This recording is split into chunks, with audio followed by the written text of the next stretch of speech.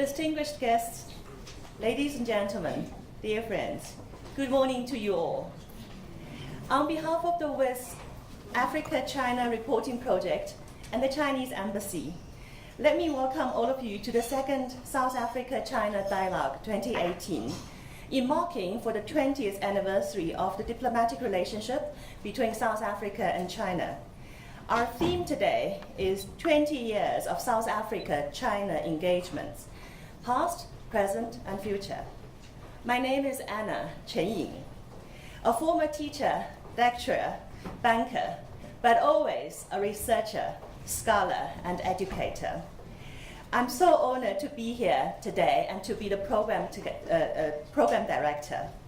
First of all, please allow me to introduce our distinguished guests and speakers present. His Excellency, Mr. Lin Songtian, Ambassador of People's Republic of China in South Africa.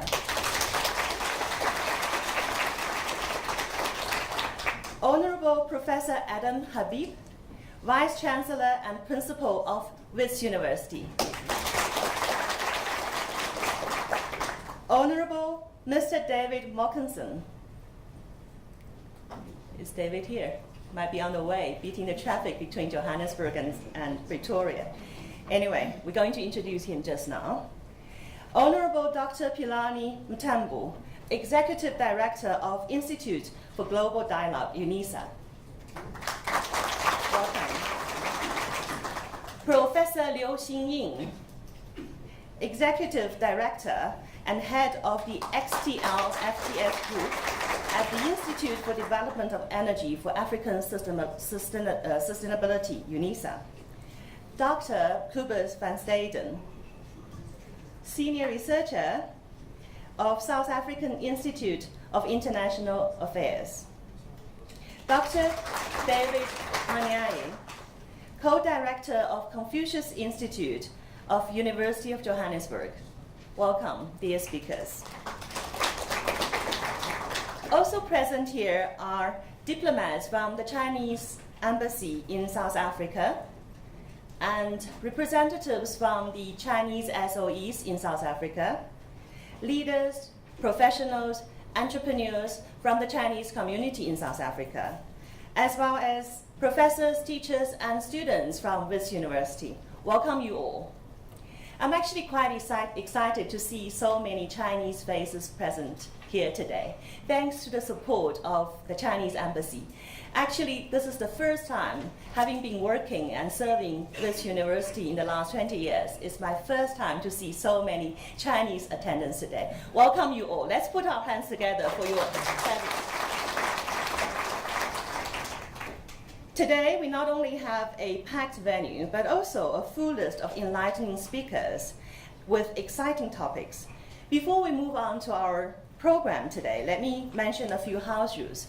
First of all, please check your cell phone. Please either switch it off or make sure it's on silent mode. Secondly, if you do need to use the bathroom is right outside in the corridor. The ladies is at the corner, and then the men's is around in the side passage. Without further ado, let me invite Professor Adam Habib for an opening remark. Professor Adam Habib is an academic, researcher, activist, administrator, and renowned professional commentator and columnist. He's currently the Vice Chancellor and Principal of the Wits University. He is also the chair of the Universities of South Africa, which represents vice chancellors and higher education in the country. His topic today is Pathways for South Africa-China Engagement in the higher education and research sectors. Prof. Adam Habib, please, the floor is yours.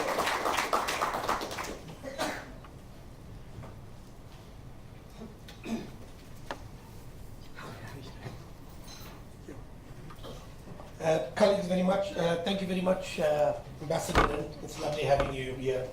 And I want to say that I'm as excited to see so many Chinese faces at Wits University as you are. So welcome to all of you. It's really a pleasure hosting you here.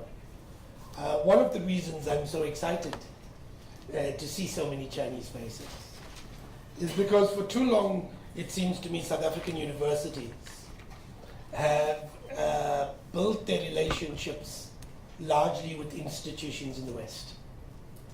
And increasingly over the last few years, a number of colleagues at Wits University and myself have recognized that there is a real urgency to broaden our partnerships, to ensure that our partnerships are as strong in the East as it is in the West. And it's particularly striking that this is particularly necessary, in part because China has become such an important partner for South Africa. It's one of our largest trading partners. It's now our largest tourism market. And in a sense, relationships with China have increased in the last 20 years on a scale that matches few countries and few relationships in the world. And so in a sense, it makes lots of logical sense for us to start building our relationships.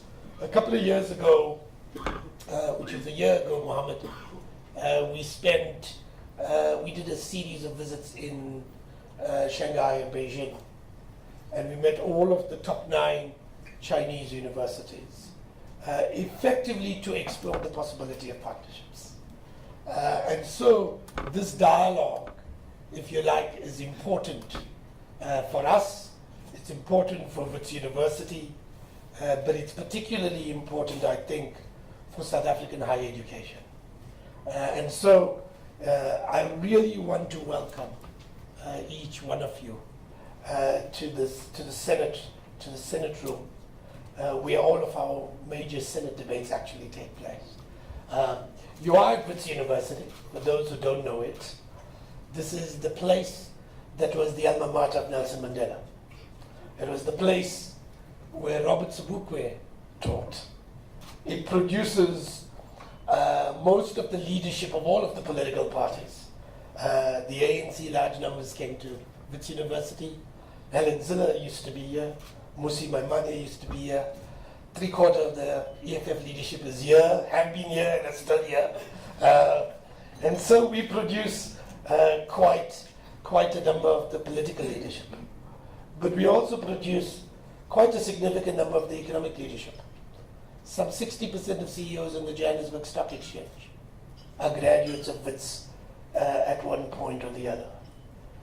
We produce and have the largest number of Nobel laureates on the African continent.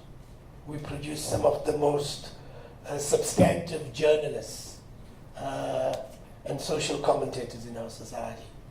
And often when I am doing the graduation and I say to parents and graduates that Wits produces most of the billionaires on the African continent, my colleagues in sociology remind me that we also produce all of the social commentators who fight those billionaires on the African continent.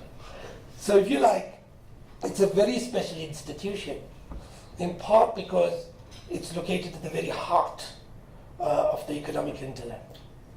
Remember, some 37% of South Africa's GDP is produced in this wider city region. And we at the center, if you like, of the city region. We emerged as a university to service the mining industry. And the mining industry was the core, if you like, of the industrialization of the society. More importantly, without the mine, we wouldn't have had Johannesburg. Because in a sense, if this is one of those few cities in the world that's not near a river mouth and not near the sea. It's built simply because it was meant to service the mines. And at that birth, if you like, lay Wits University and the role that it's played in the last 120, 130 years. I do want to say 3 important things to frame the conversation that will be taking place today.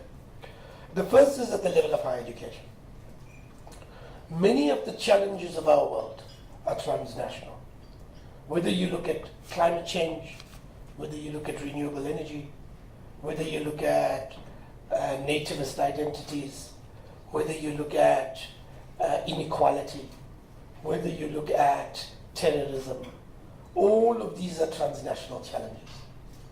And you cannot resolve these transnational challenges by simply having single institutions in single states looking at them. however good you are, however powerful you are, you will not understand the contextual specificities of all of the localities of our world. And the only way you can build and find transnational solutions to transnational challenges is if you build institutional alliances that are transnational themselves. You can't address climate change unless you understand the specificities of the African continent, unless you understand its class structures, its identities, its hopes, its fears. And yes, we will bring the corpus of academic knowledge to bear, but that knowledge has to be applied in contextually relevant circumstances. And so, in a sense, you can't simply willy-nilly take a technology from San Francisco and put it in Beijing. In technical sense, they work.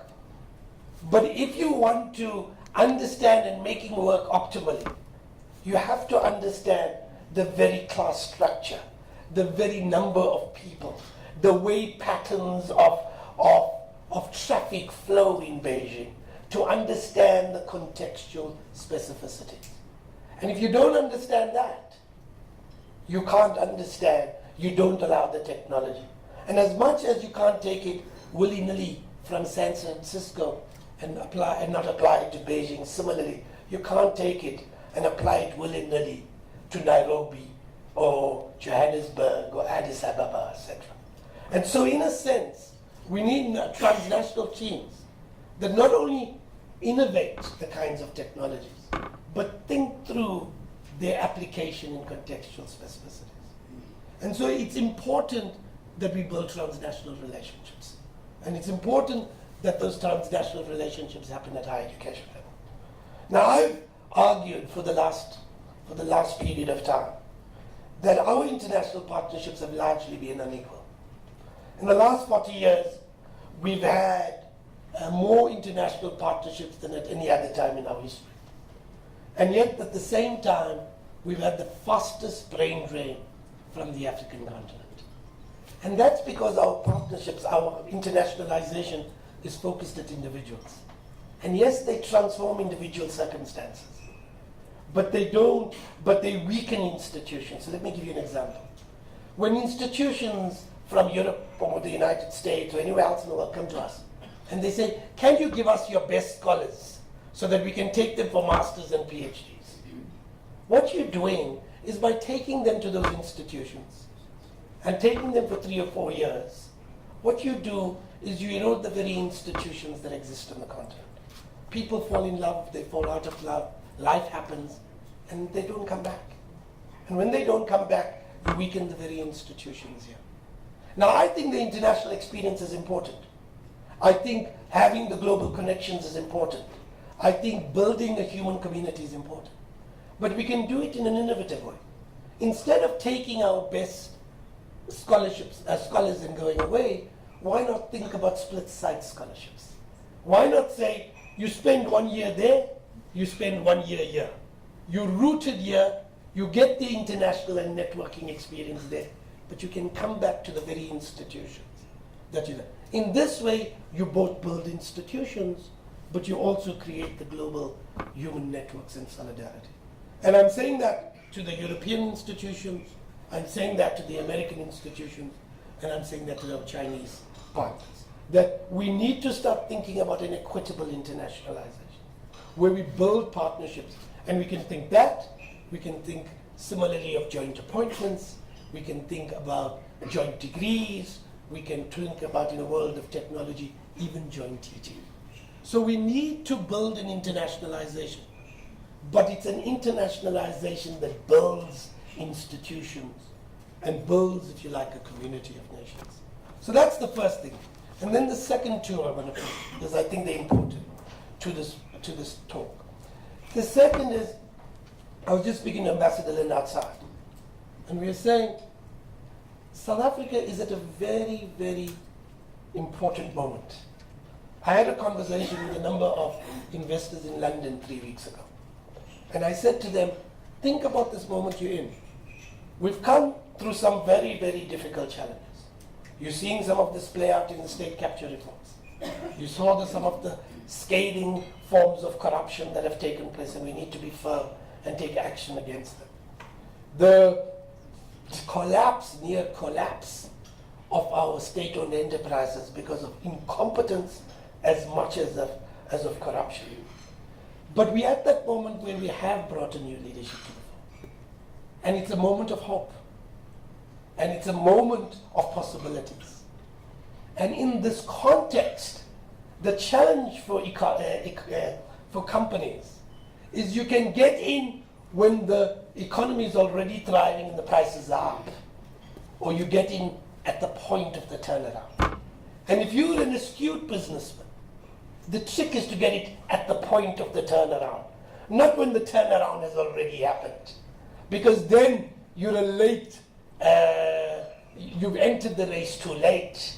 You don't get the incredible benefits. I'll give you one example of this.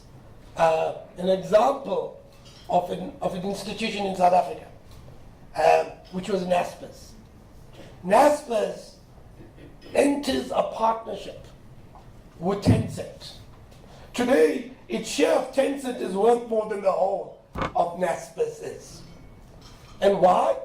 Not because NASPERS joined and entered the Chinese market in 2017 or 2015 or 2010.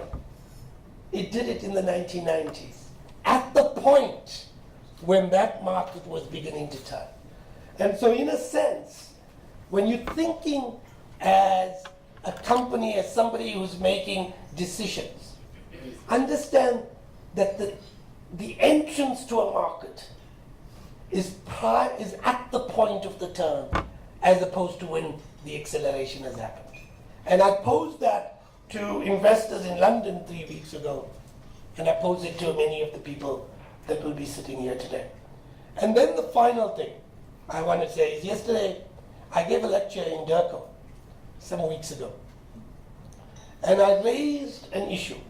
I raised the issue that said, these are difficult times in the world, across the world. Yesterday you saw the midterm elections happen in the United States.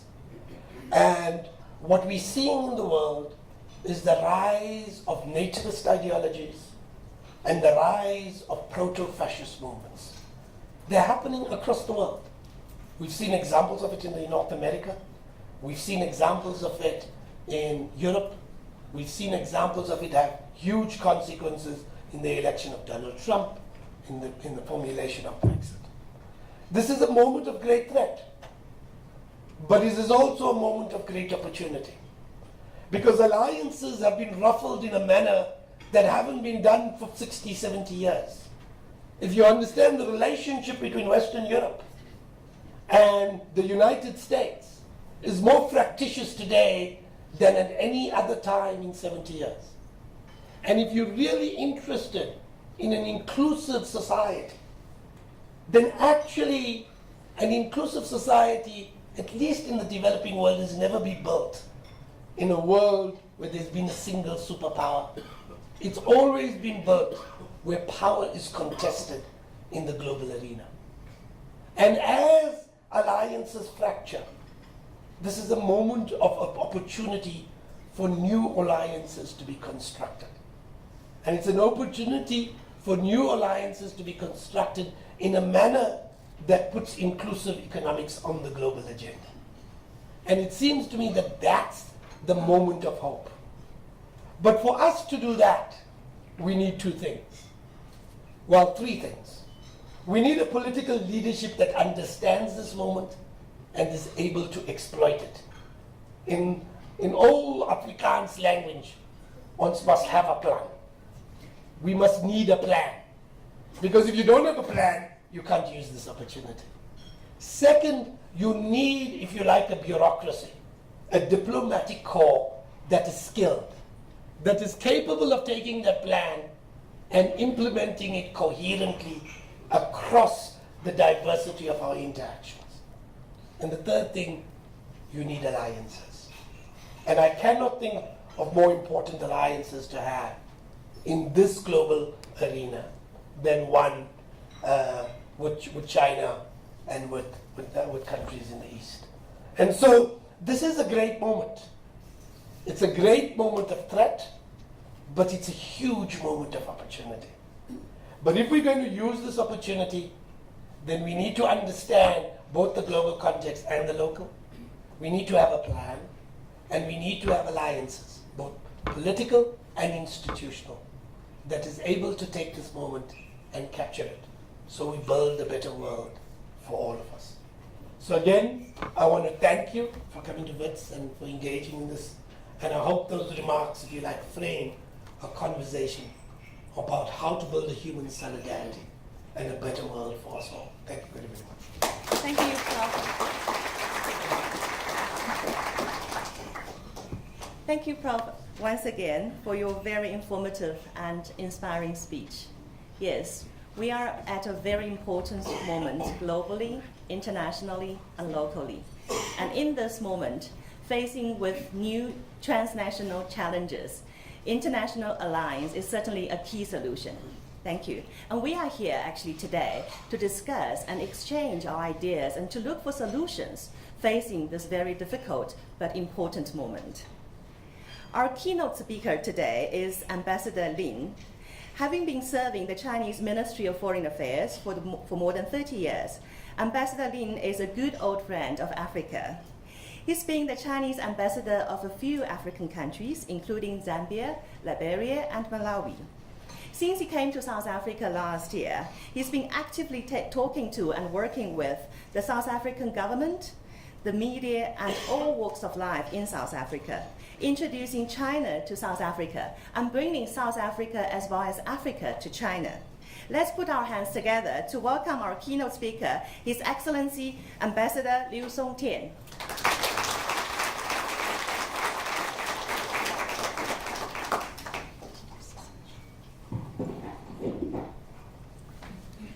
Thank you so much, Director. And it's hard for me to follow the professor and vice chancellor and the principal. He gave us a very visionary and insightful speech here, so it's very inspiring. My dear and respected Professor Adam Habit, the vice chancellor and principal of the Wits University, Mr. David, my good friend, David Merkansen, Chief Director for the regional organization from DECO, and dear professors, scholars, students, friends from both Chinese and South African governments, business community, think tanks, and media. Ladies and gentlemen, good morning. Indeed, it's my great pleasure to come to Wits University again for the dialogue on the 20 years of China-South Africa engagement. On behalf of the Chinese Embassy in South Africa, I wish to extend my sincere thanks and warm congratulations on timely hosting this event. I wish to thank the organizer for the hospitality and the thoughtful arrangement, and I wish to extend my heartfelt appreciation to the Wits University, in particular to my dear Vice Chancellor and Principal Professor Adam Hardy, for your personal support and personal involvement and your inspiring speech in this event.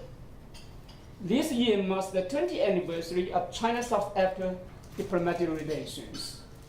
20 years ago, it was President Nelson Mandela who made such a major political decision to establish diplomatic relations with the PRC on the basis of one China policy. Since then on, regardless of the changes in international situations, the government and people of South Africa have always upheld the political commitment of one China policy, laying down the solid political foundation for comprehensive and fast growth of the bilateral relations. Today, we can say very proudly that President Mandela and otherwise leaders of ANC and South Africa have made the right decision with a strong sense of responsibility and great visions and strategic thinking. Their decision is not only consistent with the trend of the history, but also serve the fundamental interests of our two countries and two peoples. Their visions and historical contributions will be remembered forever. Every country or in any time will need the visionary leadership. Over the past 2 decades, thanks to our joint efforts, China-South Africa relations have achieved leapfrog development from partnership to strategic partnership and to comprehensive strategic partnership. Today, our relations have 4 advantages, namely political mutual trust, mutually beneficial cooperation, people-to-people friendship, international coordination. And with 3 major characteristics of being strategic, all-dimensional, and win-win, and supported by 4 cooperation platforms. Our relations supported by 4 very important cooperation platform, namely the FOCAT, the BRICS, the G20, and South-South cooperation, the BRICS cooperation, and the Bear and Road Initiative, and South-South cooperation. Our relations has brought visible and tangible results and benefit to our peoples. First, our political and strategic mutual trust has remarkably strengthened.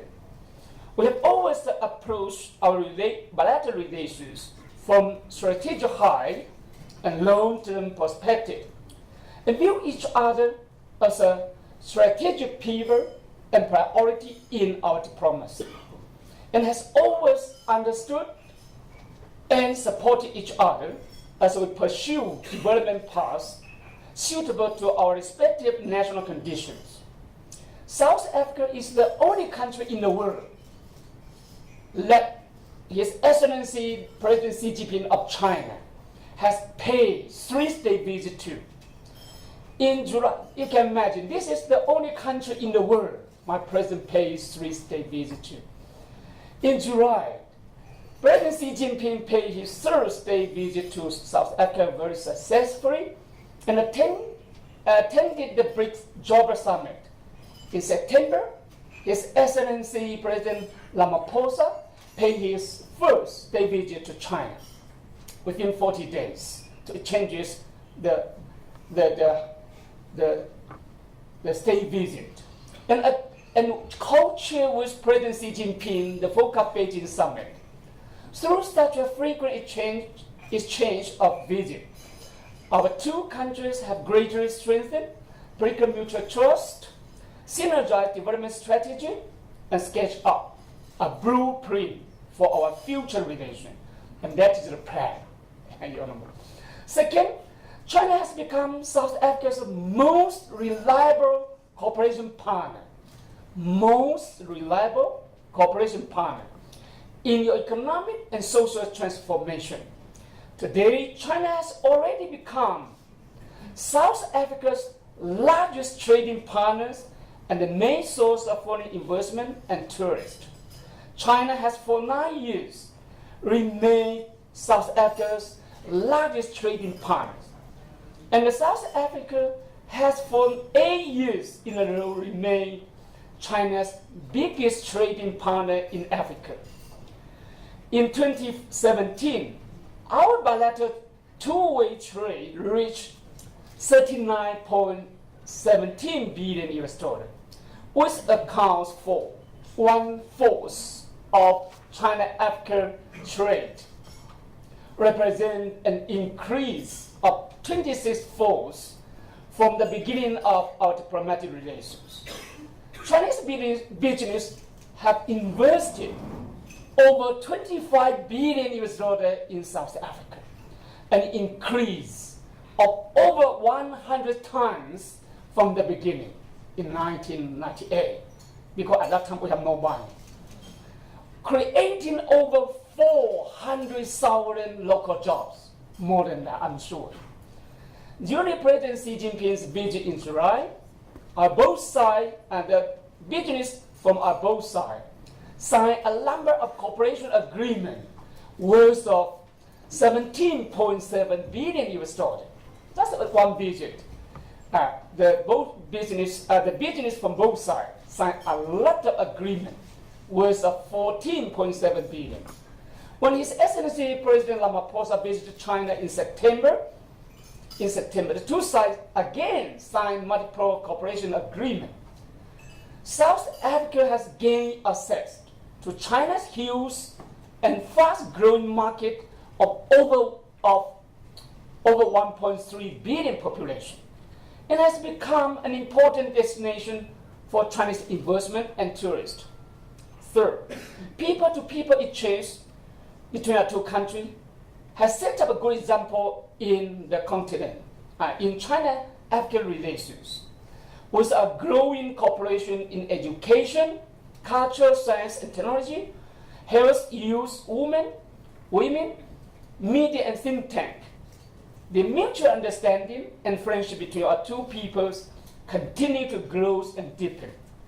China has become an increasingly popular destination of study, work, and tourism for South Africa youth.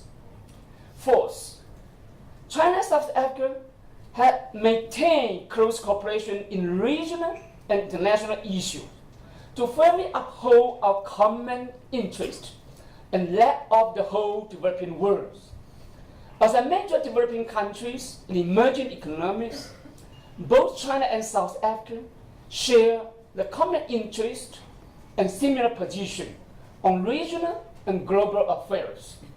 China and South Africa have always close coordination and deepen our cooperation in the United States, G20, BRICS focus to firmly uphold multilateralism and rule-based global free trade regime. Together, China and South Africa have played a growing important role in promoting a more democratic international order as well as more just and reasonable global governance. Ladies and gentlemen, over the past 2 decades, the fast development of China-South Africa relations has not only produced abundant, fruitful results, but also give us some very important and valuable experience, which, in my view, could be summarized as 4 commitments. First, remain committed to the principle of equality and mutual trust, respecting each other's core interests and major concerns. Always resolving issues through friendly consultations and never ever interfering with each other's internal affairs or forcing its own will onto others.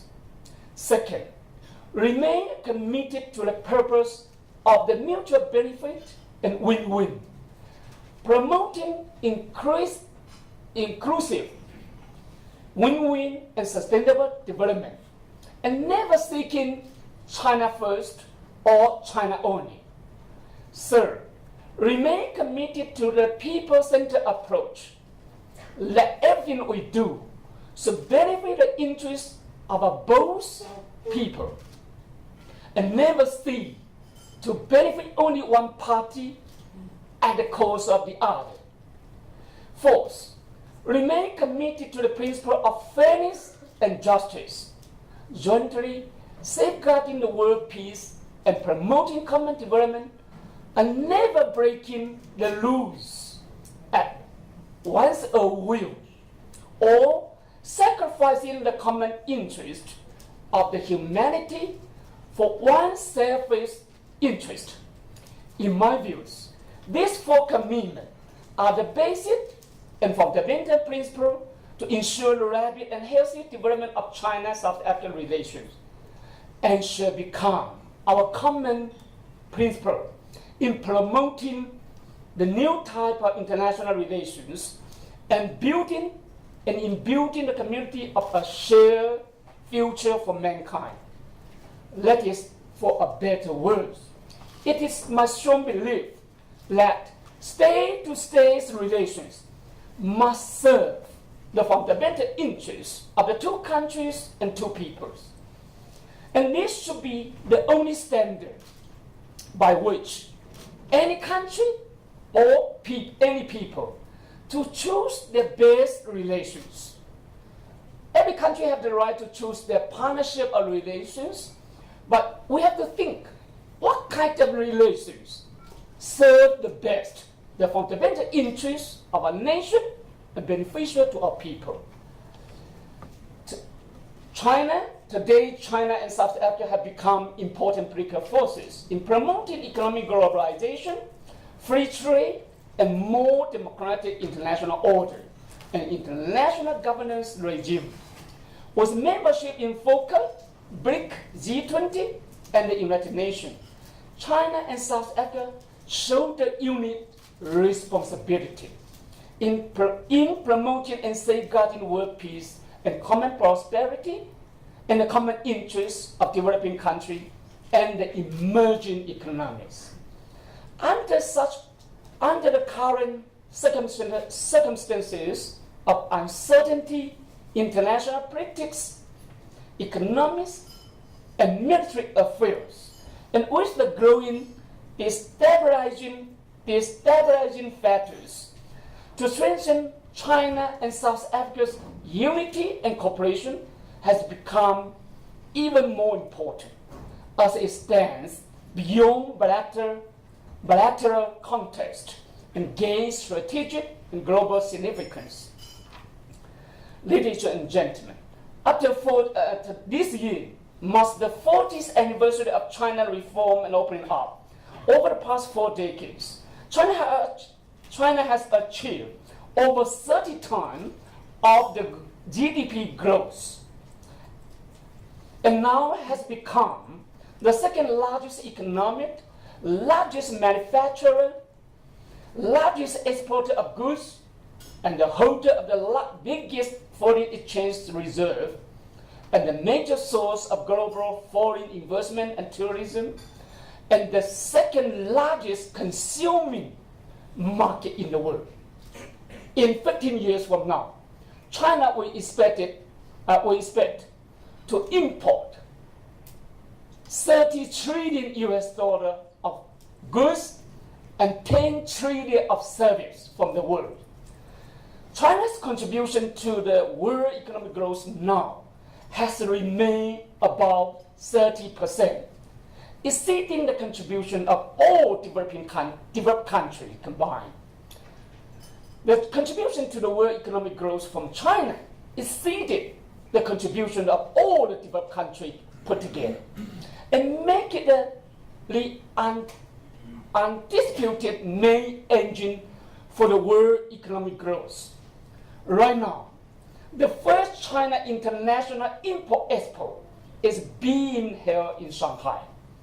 The expo has attracted participation of 172 countries, regions, international organizations, over 3,600 businesses from the world, and over 400,000 purchasers, businessmen from China and overseas are taking part in the expo to see business opportunity. It is the first ever national import expo in the world, which marks a major and concrete action of China to proactively open up its market, firmly support trade liberalization, and economic globalization, build an open world economic, and share the future for common development. South Africa ranks the top in Africa in terms of the overall strength. The countries enjoy 3 unique advantages of rich resources, superb location, and best condition and foundation for economic development not only in the continent, but also in the developing country, but I'm sorry to say, except China. You are second to China. But 20 years ago, you are much better than China. 10 years ago, you are a little better than China in terms of the foundation and condition. But now I'm sorry to say, in the past 10 years, China go fast. But we are waiting for you, don't worry, we can go together. It's the right time. And more importantly, these three unique advantages in resources, location, and condition is very important. And you have such a condition for years. But more importantly, South Africa, in our views, has its capable leadership by President Ramaphosa, who mastered and focused on economic development. On the other hand, we have some comparative advantages of capital, technology, market, investor, successful development experience, and more importantly, China has a very strong political commitment to work together with South Africa. And we would like to be South Africa's strongest cooperation partner in the pursuit of economic and social transformation. China is committed to making it a priority and share its market and development achievement with South Africa. We are full of confidence for South Africa's economic and social development prospect. We are willing to join and support South Africa's effort to become the locomotive and production base for the African industrialization and modernization, and the pilot country for connecting the Belt and Road Initiative with this continent. In my view, this country not only the main gate of the continent, but also could be a production base to serve the African industrialization and modernization. We like to work together with you to make sure this country become a locomotive to drive the industrialization in the continent and support the modernization in the continent. Now, China and South Africa relations have already entered the golden time of harvest. Our common task is to take action. It's the right time for us together to take concrete action to produce more real results, to benefit our two people, because the blueprint, the plan, has made by our two presidents and two governments. Now is the right time for us to work together to take concrete action to see the real result to benefit our people. China is ready to join ever closely with South Africa to fully implement the important agreement reached between our two presidents as well as the outcome of the two summits. First, we should continue to keep up high-level exchanges and continue understanding and support each other on the issue of core interests and major concern, so as to further consolidate the political foundation for our two countries, for our bilateral relations. Second, the political foundation is very important. The second, we should work together to play a pilot and demonstration role in connecting the Belt and Road Initiative with this continent. And I intensify win-win cooperation in infrastructure, human resources, industrialization and production capacity, blue economic, digital economic, energy and resources, finance, tourism, poverty alleviation in rural areas. And third, we should continue to promote exchanges and cooperation between think tanks, media, civil organization, and education, culture, and research institution. This is the right time for us to work together so as to provide intellectual support and create a favorable environment for the growth of our ties. Fourth, we must join effort to tackle global challenges, firmly uphold the rule-based multilateralism and international free trade regime, and resolutely oppose any form of unilateralism, trade protectionism, hegemonism, and bullying, so as to safeguard the common interests of China, South Africa, and the rest of the developing countries. To my conclude, I wish today's dialogue a complete success. Thank you so much. Thank you, Ambassador. Thank you very much.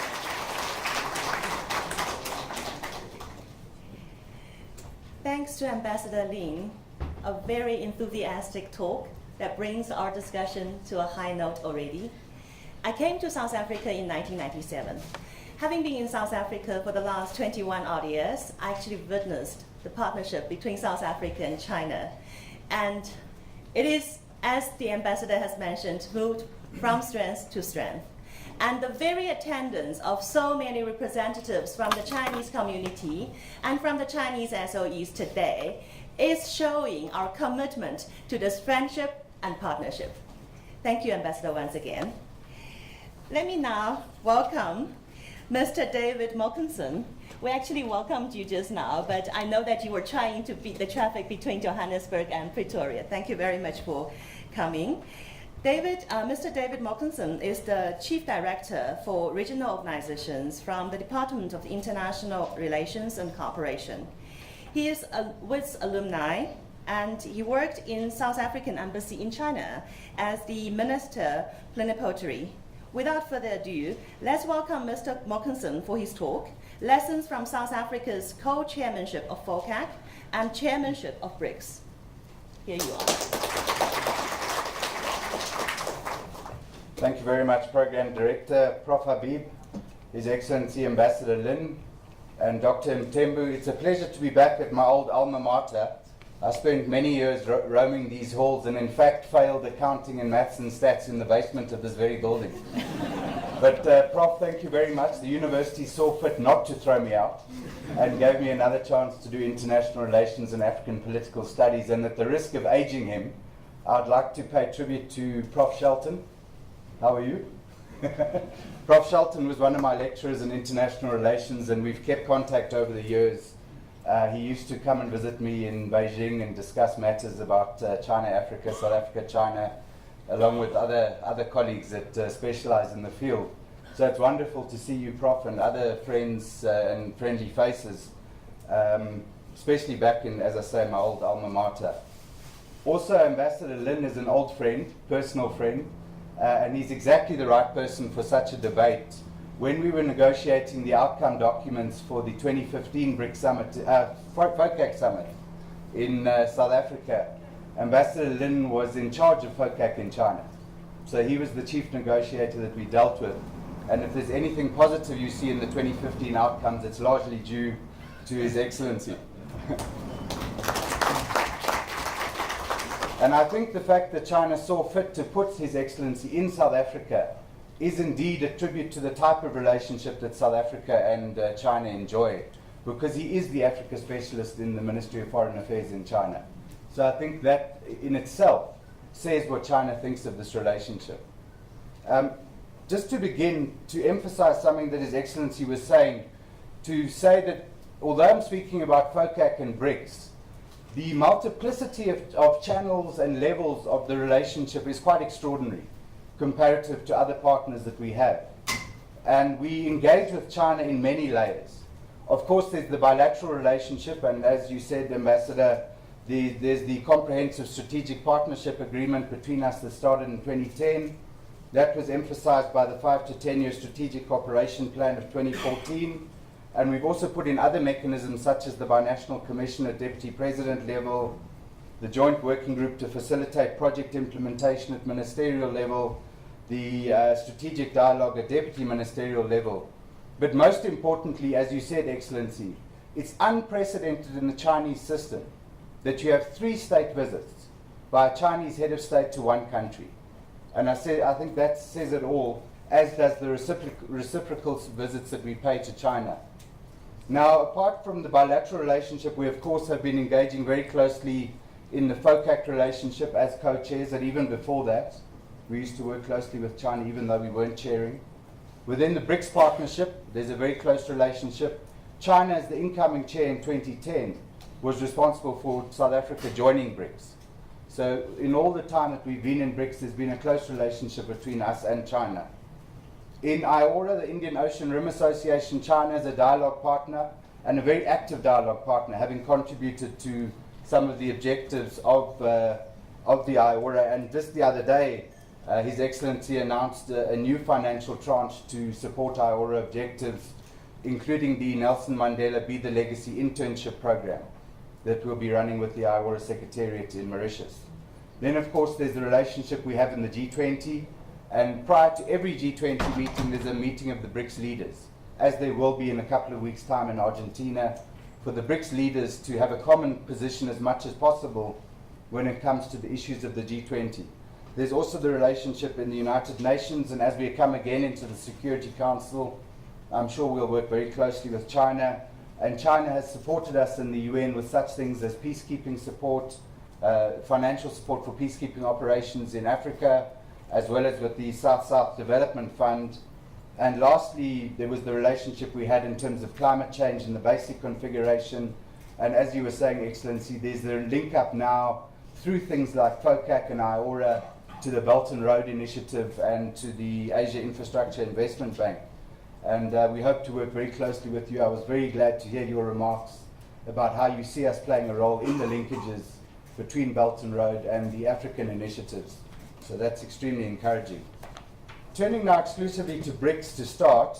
BRICS, as you all know, is a partnership of the world's leading emerging markets and developing countries, which began in 2009 in Yekaterinburg in Russia. In December 2010, at the advent of China coming in as chair, we were asked to join BRICS and attended our first summit in Sanya in 2011. And from the moment we entered BRICS, we've attempted to put Africa firmly and squarely in the agenda of BRICS. The BRICS mechanism itself aims to achieve peace, security, development, and cooperation. It also aims at contributing significantly to the sustainable development agenda, the general development of humanity, and establishing a more equitable and fair global governance architecture. We believe that in the true traditions of South-South cooperation, emanating from the 1955 Bandung Conference, where Africa and Asia first tried to galvanize collective muscle to support the aspirations of the South, we believe BRICS is a continuation of that tradition. And as South Africa, we premise our relationship in BRICS on a number of levels. The first is the national level, where we use BRICS to help us achieve the objectives of the National Development Plan. We also use BRICS, as I've said, to achieve the regional integration program of SADC and the other RECs, as well as the continental program, primarily through Agenda 2063 and NEPAD, and the related continental programs such as the Comprehensive African Agricultural Development Program, the Program for Infrastructure Development in Africa, North-South Corridor, and so on. And then the next level is we partner with key players of the South as BRICS to help drive the concerns of the South in other fora such as G20 and the UN. And lastly, at the global level, we push an agenda of global equity, global representativity, and a reform of the global governance architecture, both politically and financially. And we look at how to achieve collectively the Sustainable Development Goals under Agenda 2030. BRICS initially started more as an economic financial construct, but over the years has expanded to include just about any and all activities that you can imagine in multilateral fora and bilaterally. But there are four main pillars: the economic financial pillar, the political pillar, the security pillar, and the social pillar. Now, with all that in mind, when South Africa assumed the chairship of BRICS on the 1st of January this year, our second time as chair, we decided on a theme: BRICS in Africa, collaboration for inclusive growth and shared prosperity in the fourth industrial revolution, as the theme for the 25 to 27 July BRICS Summit, the 10th BRICS Summit that was held in Sandton. And as you correctly said, that was preceded by a state visit by President Xi. We decided early on when we were getting Cabinet to adopt the BRICS strategy for 2018 that we needed to work very closely with China as the chair in 2017. So there are a number of elements of China's program that we carried forward into our chairship. For example, the midterm meeting of the BRICS foreign ministers to discuss issues of common global concern, that's something we carried forward from China. The concept of a BRICS Plus engagement as an add-on to the BRICS outreach engagement that South Africa started at the 2013 summit was something we brought into our program. And then we also decided to hold a special retreat based on what President Xi said last year about the conclusion of the first golden decade of cooperation. We looked at how to make sure that the second decade of cooperation would be just as golden, probably platinum, comparative to the first decade of cooperation. In the spirit of the theme, the BRICS leaders committed to building responsive, inclusive and collective solutions to global political and economic challenges, and undertook to develop an integrated and comprehensive response to the fourth industrial revolution, so as to maximize the opportunities that the fourth industrial revolution presents, while also minimizing the challenges, particularly the challenges in the world of work. And China was very supportive in having that as our main driving thrust of the chairship this year, bringing in something that it was developed, I think, as part of the G20 in Hangzhou, the partnership on the new industrial revolution. China brought that then into the concept that we were developing under the fourth industrial revolution, and that all became part of the outcomes documents of the 10th summit, which are contained in the Johannesburg Declaration. In terms of the main outcomes, there was a variety of initiatives that South Africa put forward, which were supported by China and the other partners. And again, you can look at the declaration to find these, including what we said about the fourth industrial revolution, and linked to that the acceptance of a BRICS networks of science parks, technology business incubators and small and medium-sized enterprises, the establishment of a BRICS vaccine research center in South Africa, the establishment of a women's forum to promote gender empowerment, linked with a Russian idea about a BRICS Women's Business Alliance, support around the need to cooperate on peacekeeping issues, particularly in the UN system, a BRICS working group on tourism, and a foreign affairs spokesperson's platform where we could start developing our own narrative as BRICS rather than always having to read a Western narrative about what BRICS is supposedly all about. There were 2 MOUs signed at the conclusion, an MOU on regional aviation and an MOU on environment, to add to the variety of MOUs that have been concluded over the years. And with South Africa having opened the African Regional Center of the New Development Bank in August 2017 in Sandton, we had the signing between Brazil and the New Development Bank of the opening of the second regional center for South America in Brazil that was signed at the conclusion of the BRICS summit.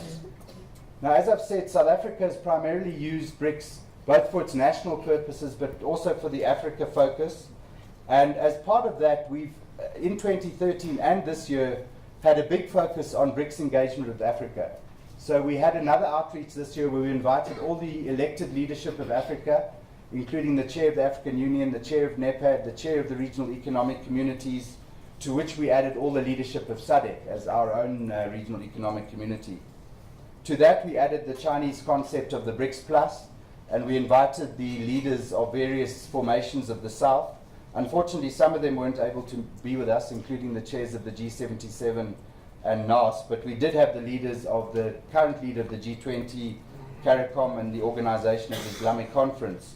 And it was a very informative discussion between all these leaders, the leaders of the South and the leaders of Africa, engaging with BRICS to see what the collective BRICS leadership could do in multilateral fora such as the G20 and the UN to help us address the challenges faced by the world, to help us as South Africa, frankly, address our triple challenges, and to help drive forward what we want to achieve collectively in terms of finding a place in the sun for the global South. South Africa, I think, has shown success in the fact that we've leveraged our membership to increase trade and investment, tourism, capacity building, skills and technology transfers. Through BRICS, we've now got the New Development Bank, which provides another avenue of financing for infrastructure projects. We've helped in building closer collaboration to forge stronger working relationships and synergies between such groupings as civil society, academia, labor, and so on, in a bid to make BRICS inclusive on a people-to-people level. And we've expanded from the Track 1 initiatives into Track 2 initiatives involving business and academia, and the Track 3 initiatives involving various sectors of society. In reaction to the current trend, as you were saying, Prof, in the current trends in the world, particularly of populism, unilateralism, protectionism, the unilateral use of force and sanctions, BRICS has emphasized the central role of multilateralism, concepts of the rule of law in the international environment, and other important priorities that we believe can keep us safer and stronger in the current geopolitical environment. So we haven't shied away from tackling those difficult issues. Both in terms of the bilateral relationship and within BRICS, we've succeeded in decreasing the negative trade balance between us and China and between us and other BRICS countries. For example, the trade imbalance in BRICS for us was 112 billion rand in 2016. We've managed to get that down to 98 billion in 2017. And our partners in BRICS, particularly China, have heard our call for building manufacturing capacity in Africa, in South Africa, as well as helping us to beneficiate and add value to our products. And as part of that process, the economic partnership strategy of BRICS, South Africa has volunteered to lead on the manufacturing and minerals processing elements of that strategy, as well as the science, technology, and innovation. And through BRICS now we have funding for science, technology, and innovation, and a framework program for STI that was adopted in 2016. We also now are looking at this vaccine research center, which will be established in South Africa. In general, I think BRICS has been at the forefront of promoting a more inclusive and equitable participation in the global political environment, particularly for emerging and developing countries. Within that, I think South Africa has played a role as a bridge builder. Obviously, within any family grouping, there's areas where you have disagreement.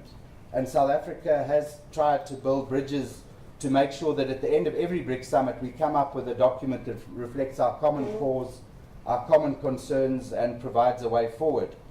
I think one thing for me personally, and I think for South Africa, that China taught us is ignore the noise. There's always a lot of noise around BRICS, and as long as we in BRICS find value for ourselves in BRICS, as long as we ourselves find BRICS to be relevant, we can ignore the noise of the narrative, because a lot of it is from vested interests and from other parties that see a danger in the collective that is BRICS.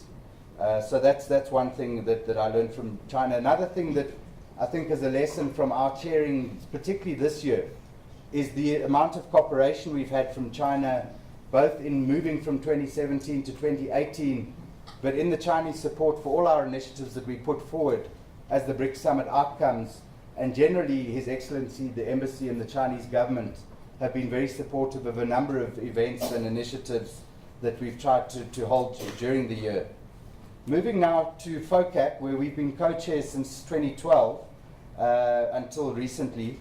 I'm sure you all know FOCAC was established in 2000, and very early on South Africa became involved in FOCAC, particularly as at the same time we were central to the move from the Organization of African Unity to the African Union and the development of NEPAD as the socio-economic development program of the continent. So we wanted to make sure, as FOCAC and other strategic partnerships were being developed, that the linkages were very clear between FOCAC and what was happening on the continent.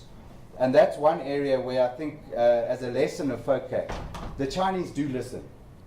The initial concept of FOCAC didn't have any African Union linkages whatsoever. It was also very bilaterally focused. The implementation of FOCAC was almost exclusively bilateral. And it wasn't just from China's side. There was great resistance from many African countries for FOCAC to be anything other than bilateral. But we approached our Chinese friends to say that FOCAC needed to be a hybrid. The bilateral leg was fine, but we also needed a very strong multilateral leg, where FOCAC could help us support the African Union's objectives, firstly through NEPAD and then subsequently through Agenda 2063. But particularly we needed FOCAC support for the cross-border multi-country projects, the infrastructure projects. And China responded to that.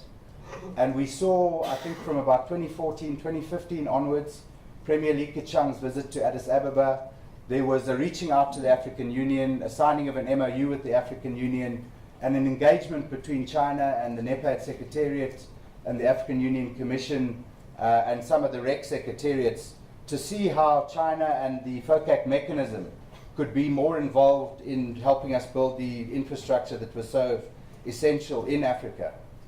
And if one looks at the results of the 2015 summit, China responded to what we said were the three key bottlenecks to African development, which was infrastructure, skills development, and financing. And that comes out very clearly then in the outcomes of 2015, how China responded to those. The one area where I think we still need to work with China going forward is the capacity on the African side for a proper follow-up mechanism. Traditionally, the FOCAC Follow-up Secretariat in Beijing engages with the African group of ambassadors in Beijing, and there's always then a conflict between what's going on in Addis Ababa, our African group of ambassadors in Addis Ababa, and the group of ambassadors in Beijing. And they often don't speak the same language. Even ambassadors from the same country will say something different in Beijing from Addis. So I think that's one area going forward that I think we can still do a bit. And linked to that is the reporting, how we report at each summit or each ministerial the implementation. We need to have more of an African voice in that. But having said that, where China did respond very favorably to us as chair is as we were preparing for the Johannesburg summit, traditionally China had prepared documentation for meetings. But China said, that's fine, South Africa, you want to engage with the African Union, you want to engage with the African ambassadors in Beijing and Addis Ababa, you do the first drafts of the Beijing outcome documents. And that was the first in FOCAC, which China responded to. And then subsequent to that were the negotiations and the taking forward of the matters with Ambassador Lin and his team. The other outcome that I think was significant from Johannesburg was the upgrading, just as South Africa had upgraded its partnership in 2010, was the upgrading of FOCAC in 2015 to a mutually beneficial, comprehensive strategic cooperative partnership. And this was under our theme, China-Africa Progressing Together, Win-Win Cooperation for Common Development. I'm sure at the time it took a lot of people by surprise the volume of financing that was put on the table by China. The $60 billion that was announced by President Xi as part of the 10 new measures that were announced by China in 2015. And going forward now to the FOCAC summit in 2018, China has agreed, as you've I'm sure all seen, to keep on extending the same volume of financing, $60 billion again for the next 3 years in terms of the Beijing Action Plan 2019 to 2021. And another element is that there are 8 new initiatives announced by President Xi, but linked to that is the fact that those 8 new initiatives speak very closely to the 10 new measures that were announced in 2015. So it's not like there's a separate process that's happened, it's a continuation of the relationship and the implementation. And China announced at the 2018 summit that almost all, if not all, the financing provided in 2015 had been allocated to projects. Obviously it hadn't all been implemented, but it had all been allocated to projects, which I think is another significant outcome. The one thing I found with China, which I think also frustrates China, is that China are very tough negotiators. But once they sign onto something, they will implement what they've signed. Now the difference is, at the point they sign, China is ready to implement the next day. We in South Africa, we in Africa, we take the signing as the point we start planning for implementation. So there's always a lag time where China's ready to go and we're still seeing how to use the money or the projects that have been put on the table. So I think from the African side, that's certainly something we can work on and learn from our Chinese friends.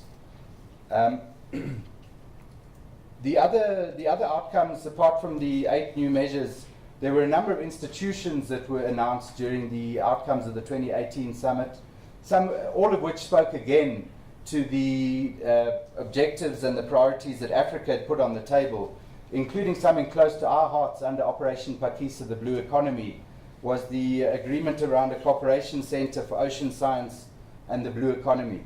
And that, I'm sure, will link to the work we do together in IORA to help us drive forward the IORA program, whether it be through the African strategy for the oceans or the South African Operation Pakisa strategy.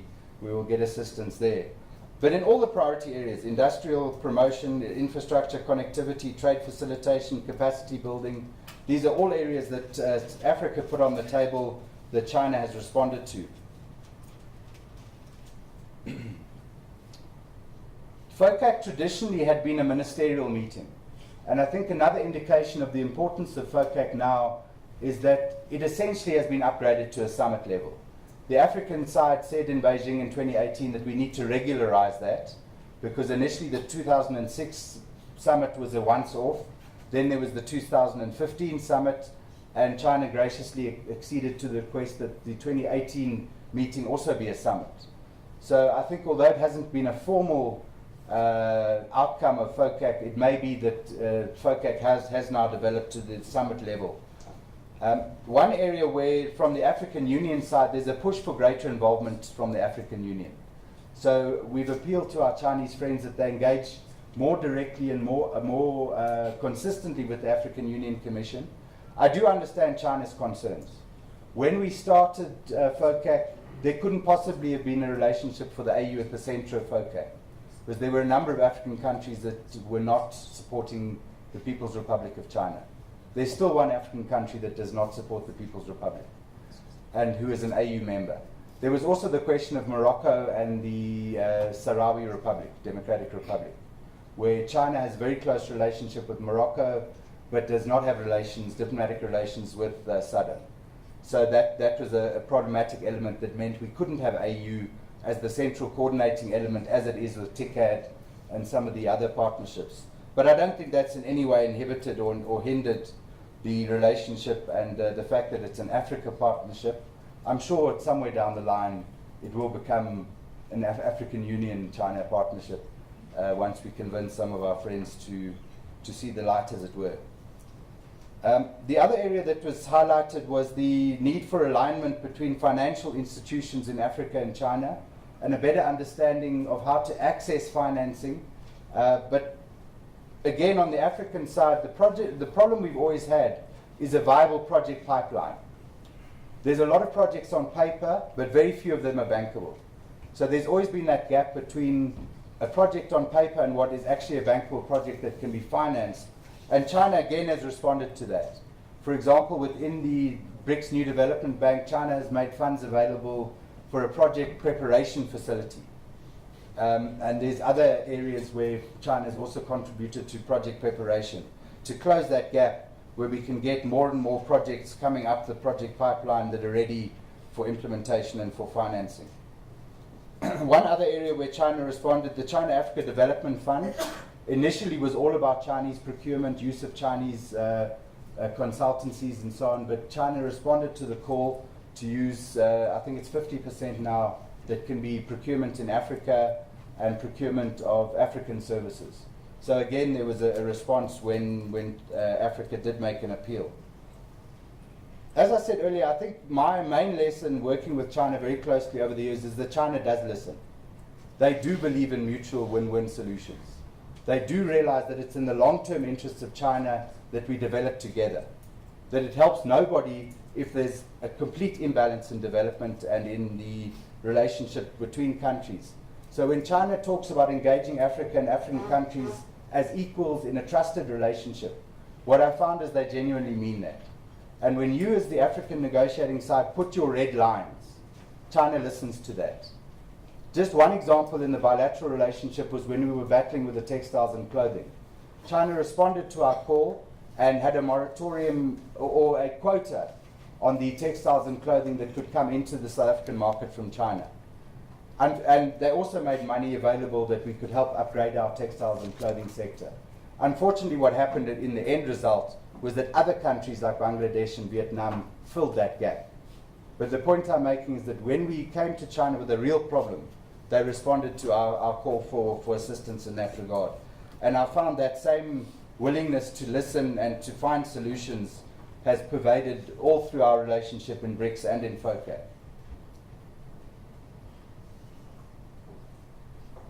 I think then in conclusion, just to emphasize where I was at the last point, is that the big difference between China and some of our more traditional partners is that China regarded Africa as an opportunity. China regarded Africa as a business case, not as a development case. They never regarded Africa as a bread basket, as a basket case that just needed development aid and rescuing from its own poverty and disease and conflict.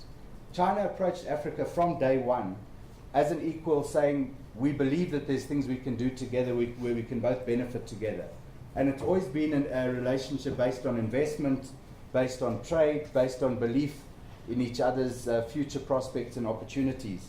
And I think for me that's been the major lesson going forward in the relationship with China. And as I've said, to me it's been a relationship of trust equals mutual respect and mutual benefit. So I think at that point, Chair, I can leave it there and just say thank you very much. Welcome. I'm welcome to questions.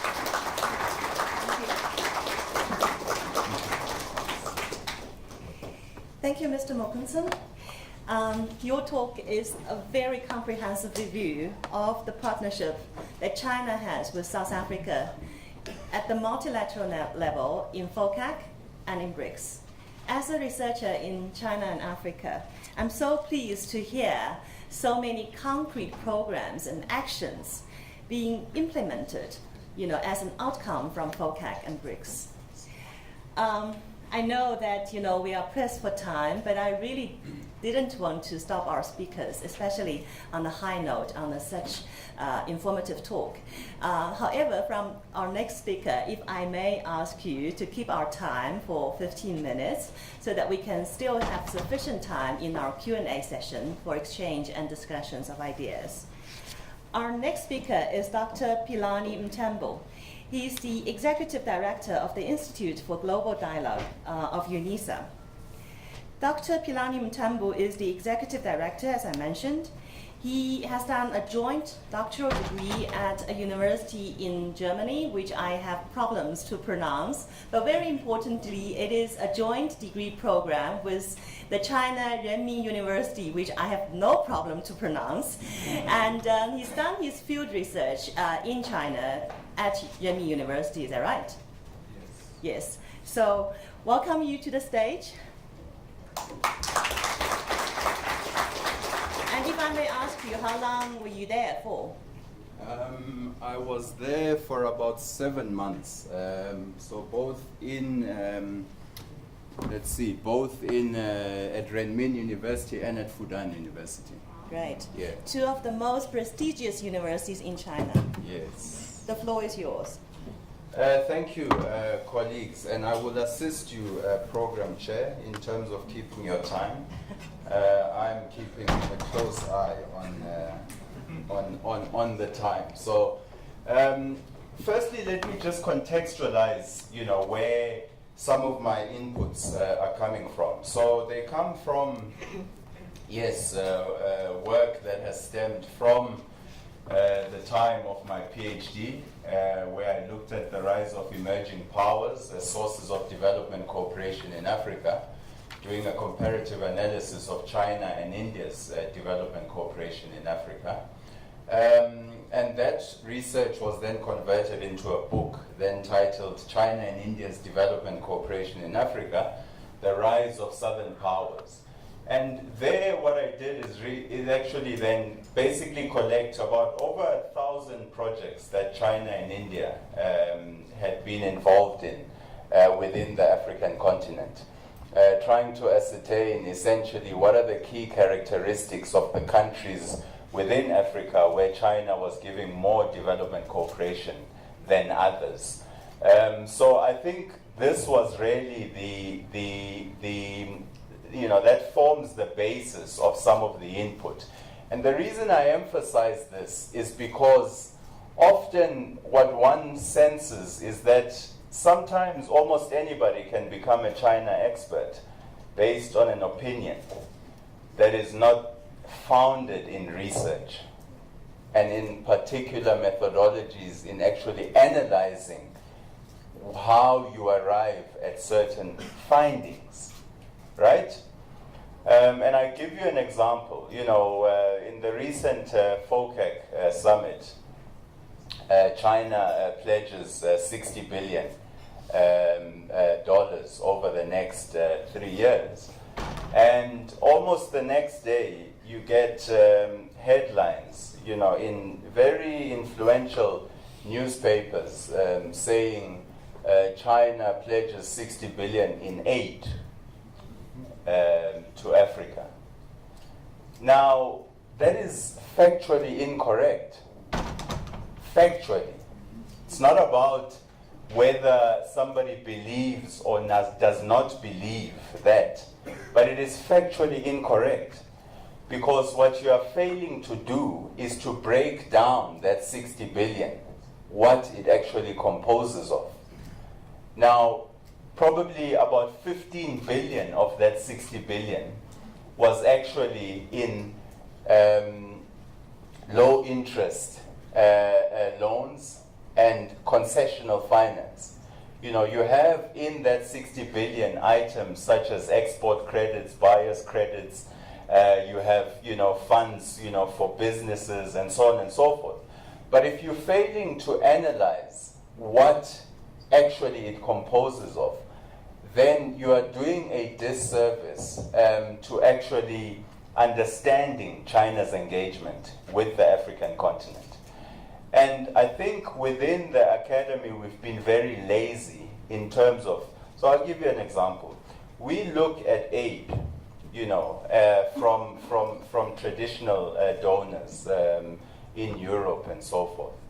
And often we don't have a problem in conceptualizing some of their commitments as aid and others which they conceptualize as other official flows, which are, for instance, credits that come from the European Investment Bank and so forth. But we don't lump it together with what we consider aid.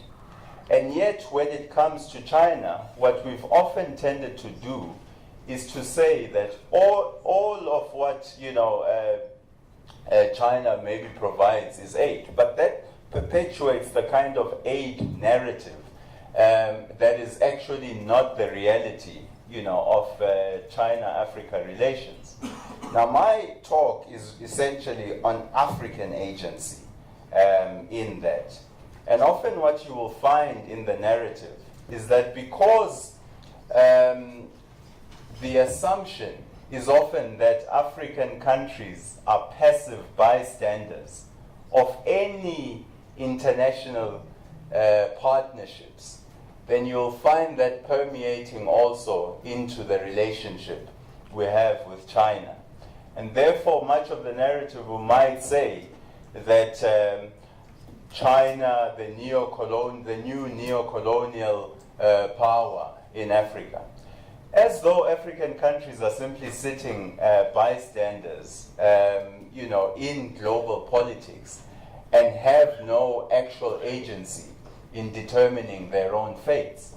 Now, that is a mistake, because even as we go back, to modern relations between Africa and China, we need to acknowledge Africa's leading role, for instance, in the push for the People's Republic of China to take the UN seat, over the Republic of China or Taiwan. Now, that was African agency, a demonstration of agency from the African side to actually push within the United Nations framework for China, for mainland China to be the representative, of China. Now, that was not an imposition, and Tanzania, for instance, played quite a key role in that regard. Another point is the role of African countries in the establishment of FOCAC and the shaping of priorities in 2015, especially in 2018, in the FOCAC summit. And to do that, I think it's important to acknowledge the year that FOCAC was actually founded. In 2000, I think it was The Economist magazine, which came out with a headline which said, Africa, the hopeless continent. That's the year 2000, hopeless continent. That same year, FOCAC was established, right? Now, what was it that China was seeing in Africa that others were seeing hopelessness? when we started in 2000 until 2010, 6 of the highest, of the fastest growing economies in the world were African countries, right? 6 of the fastest 10, 2000 to 2010. Between 2011 and 2015, 7 of the fastest growing global economies were African. Now we can discuss the distributional effects and all of that. We can discuss that.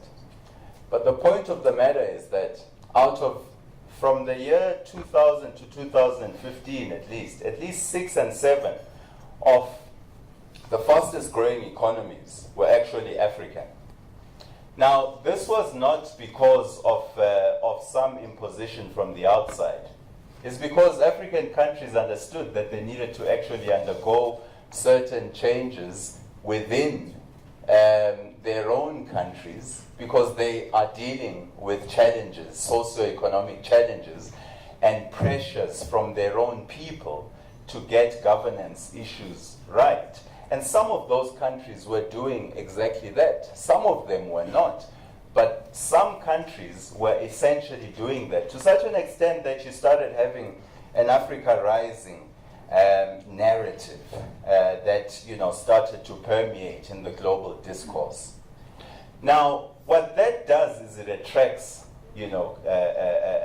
countries. It attracts attention to such an extent that the same magazine which had said the hopeless continent, I think around 2015, then suddenly put out an editorial saying Africa Rising, right? Now, that means that the attention had been suddenly focusing not just on Africa as what was once said, as the scar on the world's conscience, and looking at the continent as a place to help and to aid, to do charity, and so on and so forth, rather than to do business because you actually recognize the business potential in those places.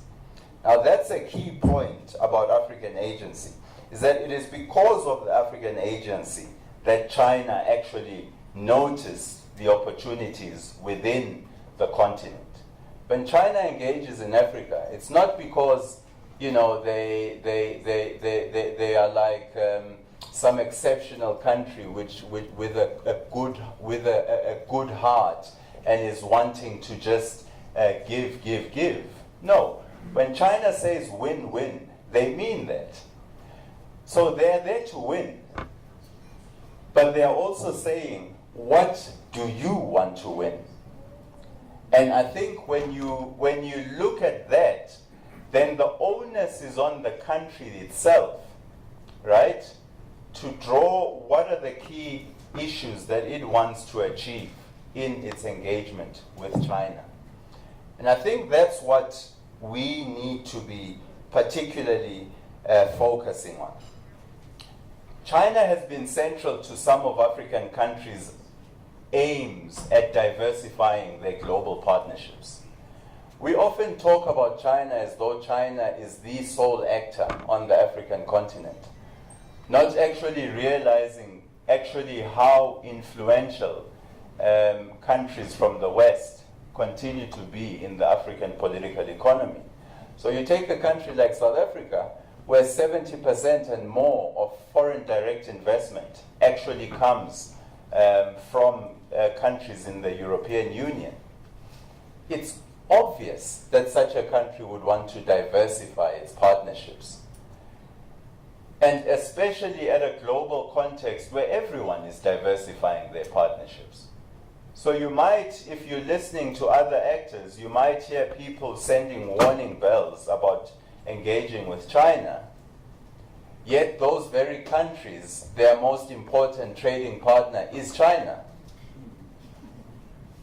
So I think the key thing here is to not get caught up in the noise. And that's where the role, I think, of understanding agency beyond just the nation state and the state-to-state relations must go. Because we are in an academic institution. Scholars have a role to play. not in pushing a particular narrative, whether good and bad, but actually in doing empirical research that forms, opinions then, but based on empirical work. Because if we don't do that, then we will be caught up in a situation where we remain consumers of knowledge, either from the West, or from the East. The importance, at least the challenge, in closing, for the African scholar, and actually with, taking into account that you have multiple tracks of diplomacy opening up at BRICS, at FOCAC, and all engagements at the G20 and so forth. Think tanks are playing a role in that space. Academics are playing a role in that space. But they can only play a role in shaping the narrative if they themselves are doing empirical work, and allowing that work to then shape the discourse. In that way, you develop and you enhance African agency, and you enhance Africa's voice in that, so that Africans are looking at their global partnerships from an African perspective and from an African-driven perspective, and are not being treated like children, which is sometimes how, the patronizing nature of the discourse can become, almost as though one is not able to enter into a partnership with China without being exploited, as though there is some, secret agenda behind it. What I often say is the agenda is clear. If China says win-win, they're saying they are here to win. There's no hidden agenda there. They are here to win. But the challenge in shaping the agency lies with African countries in shaping that agenda. And we've just heard that, in the 2015 and 2018 FOCACs, there was a much larger role from South Africa and African countries in actually shaping the agenda setting within FOCAC. But that is because they themselves wanted and engaged with China as partners and said, these are our priorities. And if you look at the key priorities in the 2015 and the 2018 priorities, and you look at Agenda 2063 and some of the regional agendas from our regional economic blocs, you do see that there is a convergence of issue areas that are becoming central in the relationship between Africa and China.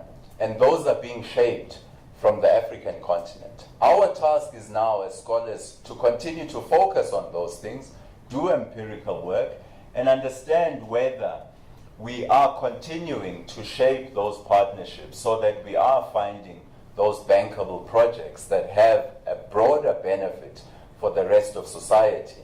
And I think that's really the key in bridging, agency at a state-to-state level, but also in ensuring agency beyond the nation state. Let me end it there. Thank you. Thank you, Dr.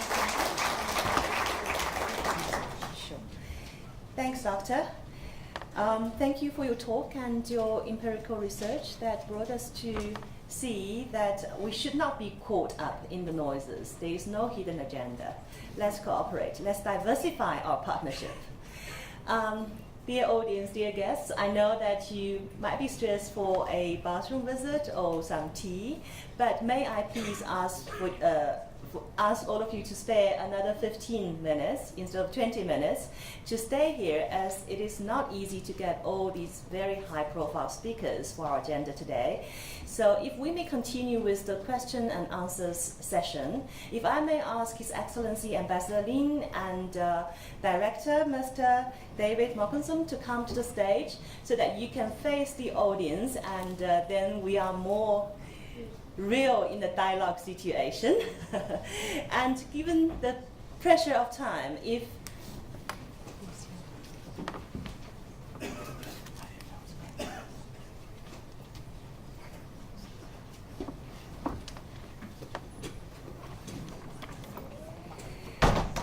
we're going to have the next 15 minutes having Q&A.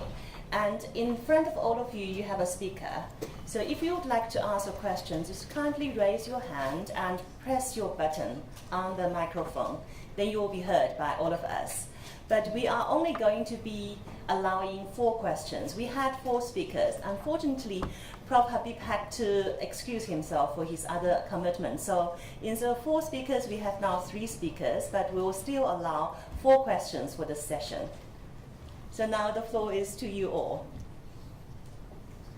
We will ask all 4 questions in one lot and then have the speakers to talk to you together.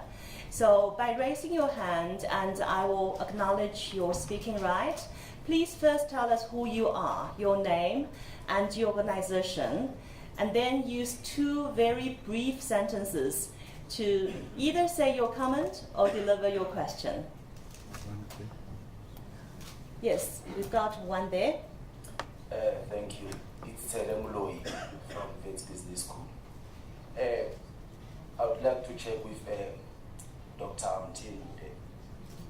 You spoke about Africa, hopeless continent, Africa rising. You know, Mo Ibrahim once said, anything that lump Africa as if it's one homogeneous country should be treated with suspicion. And now we have what we call China Africa, which is continent and a country. Should we start treating that with suspicion? You spoke about no hidden agenda about Africa, China. But yet our president, Cyril Ramaphosa, is not trust, because every speaker we spoke about trust, everything, but he did not speak about transparency. And our president didn't tell us about the investment about China. I'm not sure if there is transparency there. And again, Professor Lumumba was invited in Zambia at the university. He went there with a speech about Africa, China, and he was chased away. So I'm not sure if there is no hidden agenda here. If you'd like, can you please give us a fair account? Because as academics, you are being biased by saying there is no hidden agenda. When the reading is on the wall, why do someone has to be chased away at the airport? Why President wouldn't tell us about the investment about China, but to come and say there is no hidden agenda? Can you please give us a fair account? Thank you. Thank you. We got your question. Can we take the second question? There. Good day, my name is Rudolf van Melbourne. My company is called Eco International. There was some mention of capital infrastructure investments. I would like to find out, financing, not investment and financing, I suppose. I would like to find out about the possible investment in the energy-water nexus and sustainability projects. Thank you very much. Who do you want to address this question to?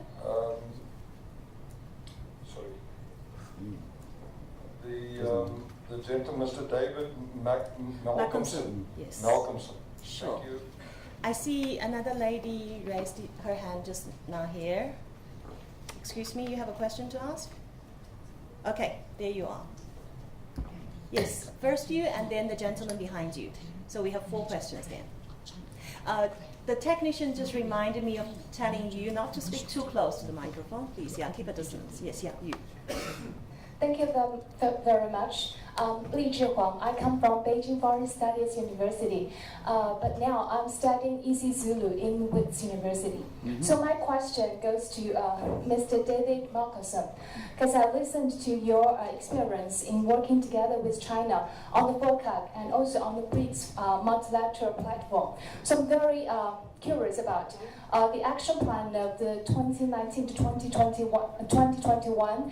The action plan focuses on the youth volunteers and also the gender equality. So I did a research on the mutual cooperation between South Africa and China on the youth cooperation, but there's no cooperation between South Africa and China in this realm. So I want to ask, what would be the following actions between China and South Africa on the youth volunteers and also on the female empowerment, which is actually one of the most prestigious areas of South Africa. Thank you. Thank you. Our last question for this round. Gentleman there, please. Thank you. My name is Tommy, a postgrad student at Wits. My question is directed to the whole panel actually. As much as we are talking about Africa rising again, one of the things that we cannot take out of the equation is the geostrategic politics. And I'm specifically referring to the militarization of Africa. To the West, 90% of African countries got military bases, Western military bases. That being the case, and China, with the vision that it has with Africa in terms of economic development and other sectors, isn't there a fear that there might be a pushback? It might not be directly, militarily, in terms of trying to undermine China, but the West using its so-called soft power to the governments that it is in control of in Africa or has influence over in terms of sustaining them in power through aid. Thank you. Thank you all. So now can I ask Dr. Mtambu to start with question number 1? Sure. Thank you. I actually like that question because you've given me an opportunity to elaborate on some of the issues that I could not cover in my talk. The first thing that I would like to emphasize is that irrespective of our partnership, there's no country that was ever developed from the outside.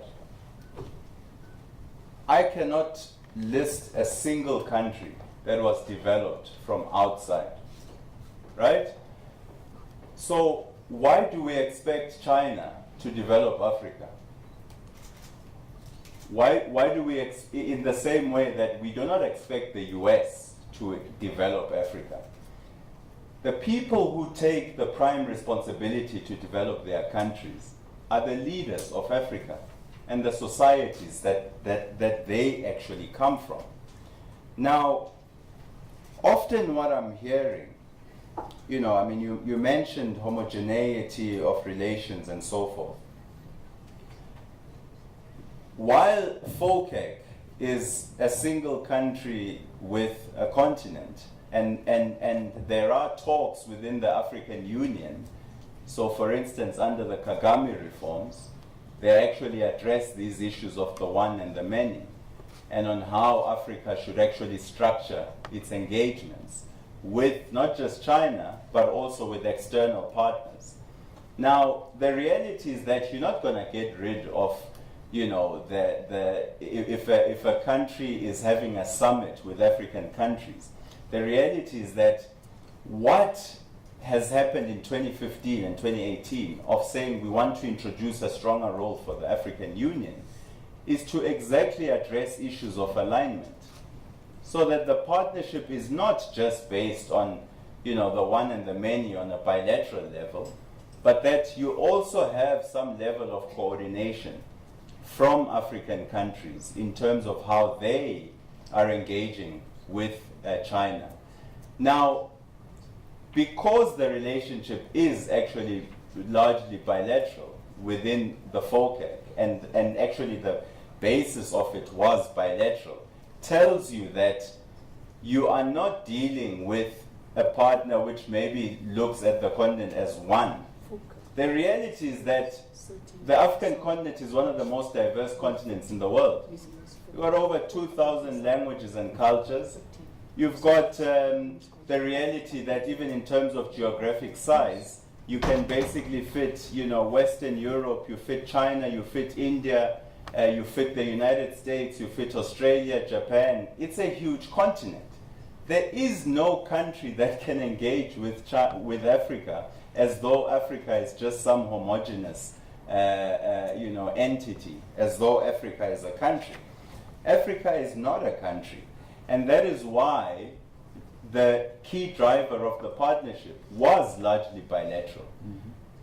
Because it's acknowledging the fact that there is a heterogeneity within the continent. But given the heterogeneity, it is also important for Africans to realize their collective interests when it comes to engaging with China or any external power for that matter. Issues of transparency, again, the more transparent your government, or the fact that your government actually has channels which citizens can actually hold you accountable, that will obviously determine how transparent you actually are. But when I look at the relationship with China, I'm not looking at China. I'm looking at my own representatives to negotiate the best deals for me. And it's them that I'm trying to hold accountable. Because I try to regulate the issues that I can control. I can't control what's happening in Beijing in the same way I cannot control the interests of any US president for that matter. But again, it goes back to what I said. The key responsibility in African agency is Africans. Other countries will respond when Africans are actually the ones who are applying pressure on their own governments. And again, this is not just about China. It's about, foreign powers engaging within the continent. So in the same way you might, pour some level of criticism towards, certain deals and all of that, there's ample evidence of other players on the continent where things have not been transparent. So I would urge you to hold every player accountable. But what I would caution is that Africans move from creating one bogeyman after the other. Mm-hmm. We already have a Western bogeyman who exploited us and did all of this type of stuff. So are we now going to move to create the next bogeyman in China? And instead of focusing our energies on creating mutual benefits with China, we focus our energies on being afraid of the next bogeyman that's entering China. I think the key thing that we need to be very, very careful of is also creating the idea that suddenly you have this next colonizer on the continent. That takes resources, intellectual resources away from you, because you are focused on the negative. You are not focused on how you can pragmatically foster partnerships that benefit your people. We might be focusing on China today. What happens when China's priorities shift in 10 years' time, and we suddenly have another external player on the African continent? Will we then focus again on that player and on how that player is coming to exploit us? Or will we focus on organizing ourselves as Africans so that we can leverage on the partnership we have?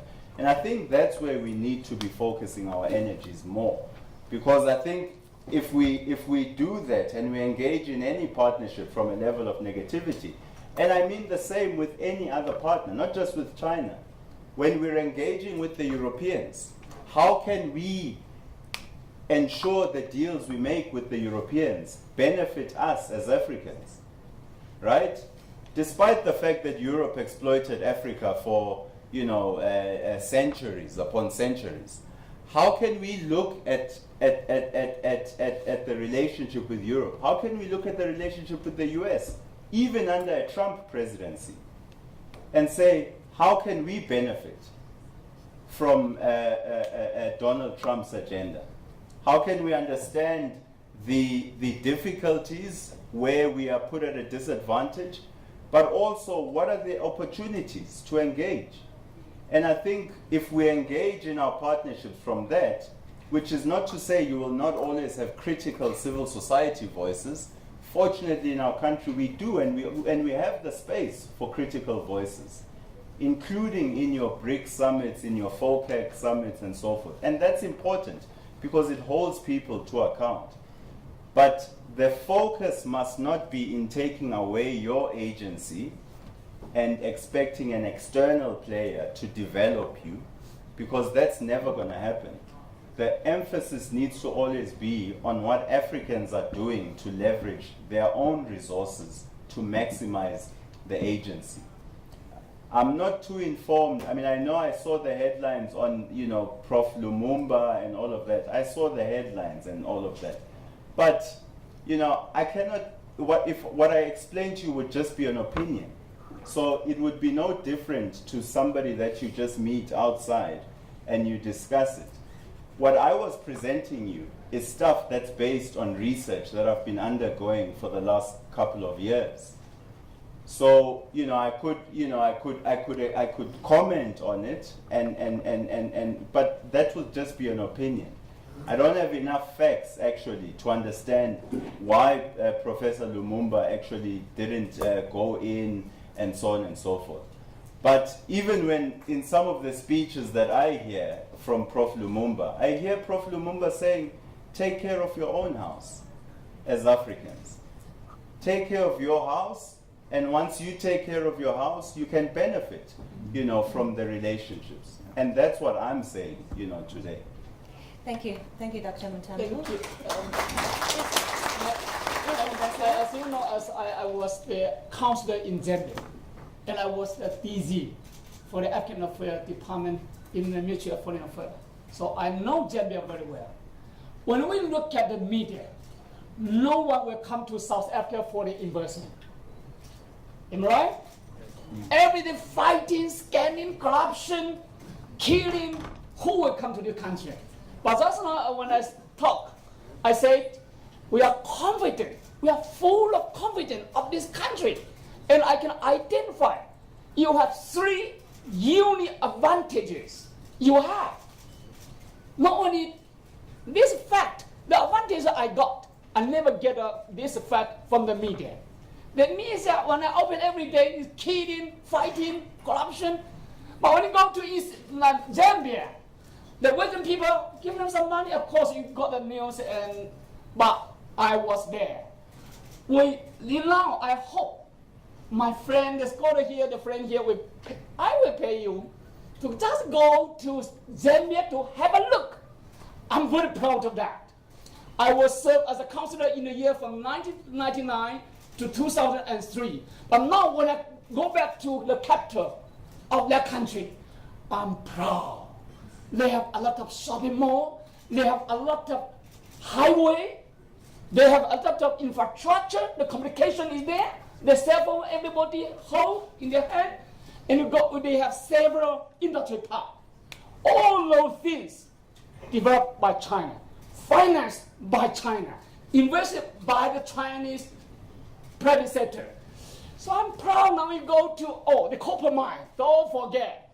The copper mine in that country was abandoned by the West. But it's President Chiluba, at that time the president called China to tailor lead to reopen the mine. It's President Chiluba called me to his office and asked China to tailor lead to reopen the copper mine. Now I'm proud to say, we not only open the mine, but we not only go back to dinner mine and send it back to China, but to process. We have the industry park in that area. Go there just to have a look. Seeing is believing. Seeing is believing. Thank you. Thank you, Ambassador. Now over to you, Mr. Malkinson, for question number 2 and number 3, please. Thank you very much. With your indulgence, just a little bit on question 1. I'd like to say I associate with everything Dr. Mtembu was saying under question 1. On the 3 parts of that question, again, just to emphasize, the FOCAC is a hybrid. So there's bilateral implementation, which takes care of the fact that it's not homogeneous, each country has its own conditions. But there's also the hybrid, where for Africa's own sake, the AU, NEPAD, etc. has decided there are some cross-border, multi-country projects that are for common good, as a region, as a continent. And you can always negotiate better collectively than you can individually on matters of key principles. And that's what FOCAC does with China, is negotiate on matters of key principles. On the transparency issue and whether President Ramaphosa is transparent or not, the only thing I would say, which is to say that I don't actually ascribe to that, if you go and read what he did in Parliament on Tuesday, as part of his question and answer session in Parliament on Tuesday, he answered the questions about the ESCOM loan. That's where that question comes from, the lack of transparency. It's all about the ESCOM loan. The President answered those questions. He talked about the Government Guarantee Framework Agreement, that no amendments have been made to that agreement for China. The terms of the agreement under the Government Guarantee Framework Agreement are the same as for any other loan agreement. There's no assets that have been put up as security. There's no ownership rights or entitlements to the China Development Bank. So I don't ascribe to the lack of transparency thing. The lack of transparency then links to this hidden agenda idea, and it also links to question 4. I always find this very mystifying. There's been centuries of colonial exploitation. Those same exploiters are still involved in Africa. There's still a European country that has physically controls the foreign reserves of African countries in its own capital. And when those countries don't behave, they withhold the foreign reserves. But nobody talks about that. There's the military forces of many of the former colonial exploiters still running around on the continent. Those military forces led to the disintegration of Libya, which has led to the disintegration of the Sahel. But China's the hidden agenda? China that comes with trade and investment and a win-win cooperation model? I've always found this very mystifying, this whole thing. Remember the HIPC thing, 1999? It wasn't China that got Africa into such a massive debt crisis. And again, to emphasize what Dr. Mtembu said, China is not a bunch of passive children just having things foisted on them, not understanding the terms and conditions, not understanding what the relationship is all about. It is a win-win relationship. And we push back just as China pushes for their maximum things that they want, Africa pushes for what it wants. And we find each other in the middle.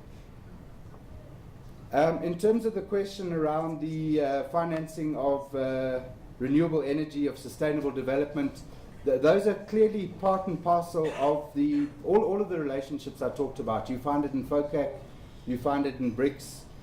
There's a commitment in BRICS and FOCAC to the Paris outcomes, the agreement that was reached on climate change in Paris and the various elements of that, of adaptation, mitigation, and so on. In the FOCAC announcements of 2018 and in 2010, one of the 10 measures and now one of the 8 measures is around green development. And equally in the institutions that were announced in 2018, it's the setting up of a Green Agricultural Institute. So there is that commitment. Within BRICS, the first tranche of projects that was financed under the New Development Bank were all in the renewable energy space. So there was that commitment to renewable energy projects that was manifested concretely in the first tranche of projects. And it's one of the commitments of the bank, that they will always try and look at projects that foster renewable energy and sustainable development. Lastly, in terms of the Action Plan 2019 to 2021, again, in the bilateral relationship in BRICS and in FOCAC, there is this commitment to people-to-people cooperation. But further than that, as I said earlier, there's a commitment to the empowerment of women, to building capacity for women entrepreneurs, of providing skills and technology and models of best practice. And it's for that reason that we agreed at the July summit to set up the BRICS Women's Forum and the BRICS Women's Business Alliance. Equally, there's commitments to the upliftment of the youth.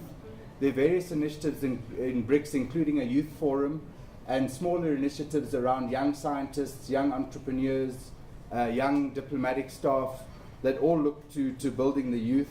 China itself, through FOCAC and on a bilateral level, provides thousands of scholarships. I believe, Ambassador, the latest figure is 50,000 scholarships for African students to study in China. So there's that commitment through FOCAC also to the development of the youth. Thank you, Chair. Thank you, Mr. Mortensen. Our last question is actually for the entire panel, and if I may ask that every panelist to actually answer the last question and also give your final remark to the session, but please keep your answer as short as possible because communications may continue during the tea break. So if we can start with Ambassador. Thank you so much. Just the last question I'd like to try to share some idea with some friend. We have to work together to find the correct answer to two questions. Very basic question we need to answer. First, what we need in our country, in your country, or in the continent. What you have, what you need. Second, how can we, what kind of partnership is in the best interest of your country and your people? In my view, is this continent is rising, and some country worry about the influence, the growing influence from China to this continent. Yes, sometimes I share with the idea with them. The influence from China is growing in this continent because 2000 in the year when we get into a new century, we have no investment in the continent, but now I'm happy to tell you more than 100 billion US dollar invested from China. And I'm proud to say why we can say this continent is emerging. Now you go to Ethiopia, you go to Kenya, you go to Tanzania, you go to Rwanda, Uganda, you go to such a country, even Senegal, Ghana, Nigeria, Egypt, more than 10 countries, they already witness more than 5 to 6% annual growth rate of GDP. They are not sleeping, but most of them, the investment from China. And that, of course, we believe when we do good to the people, we will get better. And that is a win-win cooperation. You go to Ethiopia, no American, European, Japan investment in their infrastructure. All of them from China. I'm proud to say, when you go to Addis, you will see the new landscape, new city, very modern city. I'm proud to say. They have the port, they have the railway, they have the industry park. Now, Ethiopia become the largest textile exporter in the continent to America, just with the financial support, infrastructure support from China. So there's the one question we need to do. What you need? You have a lot of resources, natural resources, human resources, but what you need? We need peace, general peace, and sustainable development. But whoever wants to serve to develop their nation, three bottlenecks you have to fight for. One is why we lag behind? Because we lack of solid infrastructure. We lack of professional and skilled personnel. We lack of financial input. Whoever, either from China, India, American, Japan, whoever can get the money from their pocket to invest in the soil of this continent, they are the true friend and reliable partner. Believe me, either by grant or by loan. Whoever can get the money from their pocket to finance in your soil and expect you to pay them back in 20 years, they are the true friend and reliable partner of China. So I think just now, as my friend, the professor said, China, we have no hidden agenda to this continent. In the year 2000, Joburg Focus Summit, my president declared 10 major cooperation plans plus 60 billion US dollars. Now, when the Beijing summit, my president announced another 8 major initiative plus another 60 billion US dollars. But of course, the money is not only the A. The money, most of the money as a concessional law or commercial law, we expect you to pay us back. And that is, we base on you, we invest on you, and of course, we expect to be paid back. And that is we call the win-win cooperation for the transparency. I am the DZ. If I'm not ready, the money, 60 billion US dollars, will never come to you. And that is the transparent way. Why you cannot, some country get more and some country benefit more, less? Because depend on the host. When you get offered give us the plan, identify the project, plus feasibility study. Only those government have the project plus feasibility study to ensure the Chinese side, either government or bank, the project is profitable and sustainable. If the project is not sustainable, you will never get the money from the bank. If you did not give us feasibility support, the report, you will never get the money from the bank. And that is accountable. And that is transparency. Do you know how much money from American European Union invested in your country? And what project you show you what's the procedure? A Chinese bank open to the media. And that is, we have the plan, we have the feasibility study, we have the procedure to follow, and that is the transparency. So let us work together for a win-win cooperation for common development. Thank you. Thank you, Ambassador. Mr. Wilkinson, very briefly, your final remark. Thank you. Thank you. I just want to conclude by once again emphasizing what Dr. Ntembu said. Agency. We as South Africa, we as Africa, we are the masters of our own destiny, individually and collectively. We have our own agency.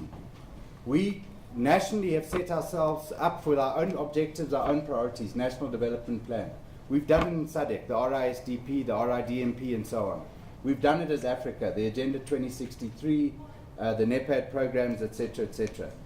Having done that, we've set the agenda for ourselves. We then, using our own agency, have engaged with our willing partner, the Chinese, through FOCAC, through BRICS, through other means. And we found a willing partner that's able to meet us halfway. You were quite correct to say it is win-win. China, of course, wants to win, and they will always go for their maximum position. But using our agency, we're able to determine how the agenda looks at the end of the negotiation. We're able to establish our own agency in that negotiation process. And I think one thing I learned about China, they think long-term. They're thinking 50, 100 years down the line. So they don't want to win at our expense. They realize that it's in China's long-term interests that Africa develops, that Africa becomes prosperous, that Africa becomes a force in the world. Because then together, we will be something to be reckoned with in the world. Economically, politically, strategically, it's in China's interest for Africa to develop. It's not in their interest to help Africa fall over the coming years. So I truly believe it is win-win. It's about using our own agency to say that we will win as much as China wins. And lastly, we have work to do as ourselves. Implementation, implementation, implementation. I think you said action, action, action. Once we've agreed to things, we have to be far better as Africa in terms of implementing projects, in terms of doing the correct project preparation, in terms of getting projects to feasibility and to investment bankability. Thank you. Thank you, Mr. Wilkinson. And Dr. Ntembu, lastly. Yeah, just lastly, I mean, I think we need to take into account the realities that Africa is the future. In reality, I'm not talking, how that future looks is another picture. The demographics say Africa is the future. We will double our population in the next few decades. We'll have 2 billion Africans. Some projections say between, up to even 2100. That will even expand further. So the reality is that Africa is the future. The future of the world demographically will look more African than it looks, even in the current stage. We need to prepare for that. We need to prepare for that now. We need to ensure that the type of engagements we are entering into now prepare Africa for a bright future. The reality is the future. Whether it's good or bad, that's another case. But what I will tell you is that I'm not going to be blaming China or the US or the EU if that future is not looking rosy and good. The people I'm going to be blaming if that future doesn't look good is people like me, is people like Mr. Malcolmson, who is our representative. Those are the people that I'm going to be blaming. I'm going to be blaming African scholars. I'm going to be blaming African business people. I'm going to be blaming, African governments. And I'm going to say, why did they not capitalize on the relations? Why did they not form partnerships that benefit their own citizens? I'm not going to be looking at and saying our future is bad because China didn't develop us. or because the US didn't develop us, or because the EU didn't develop us. Any sustainable form of development comes from within. And that is where African agency needs to be enhanced. Thank you. Thank you, Dr. Mtambo. Yes, the future is in our hands. Let's take it up. Thank you very much once again, dear panelists. Thank you for your very in-depth and insightful discussions. We really enjoyed it. Now the time is 11:25. We are actually quite a long time behind our proposed schedule, but we have to have a T&P break. Let's have 10 minutes, if I may, and we reconvene at 11:35. Back to this room. Thank you. Thank you.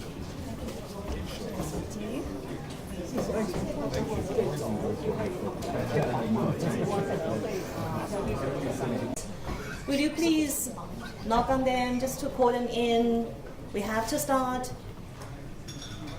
And we aim to finish latest by 12:30, if we may. Okay.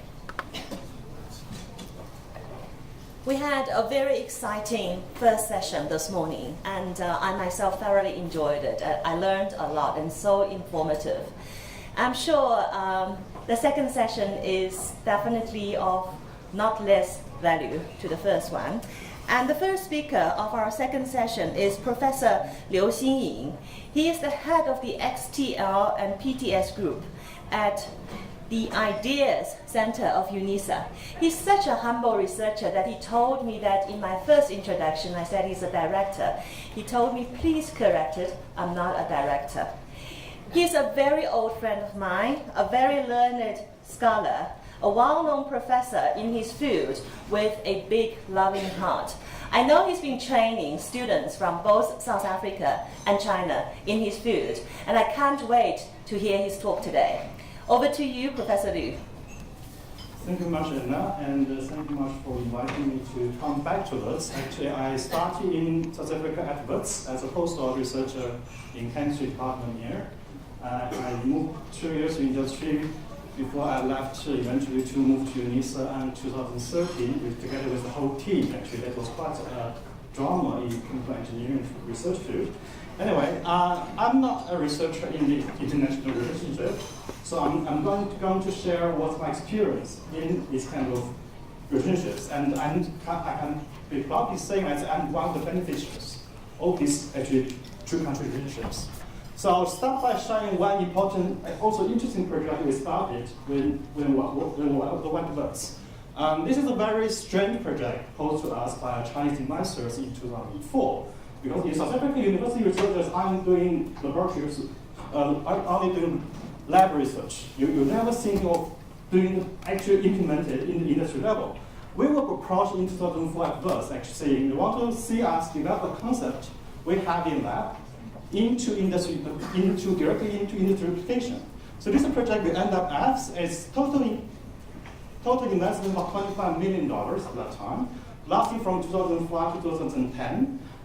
Most money coming into 2009, 2010, where we actually built the plant and had the plant operation. We have about more than 10 junior staff members trained in this program, more than 40 postgraduates involved in this from all countries, basically even not only chemical engineers. Every student we have in the team at that time, as long as they have a valid passport, they're in China. So actually it's a very good experience for students to see what you learn from the class, what you do the exercise from computer, from paperwork, can turn into something real. That's a very important experience. And many of our students trained in that time, some of them has already started their own company. Some are actually very leaders in many fields in the researchers.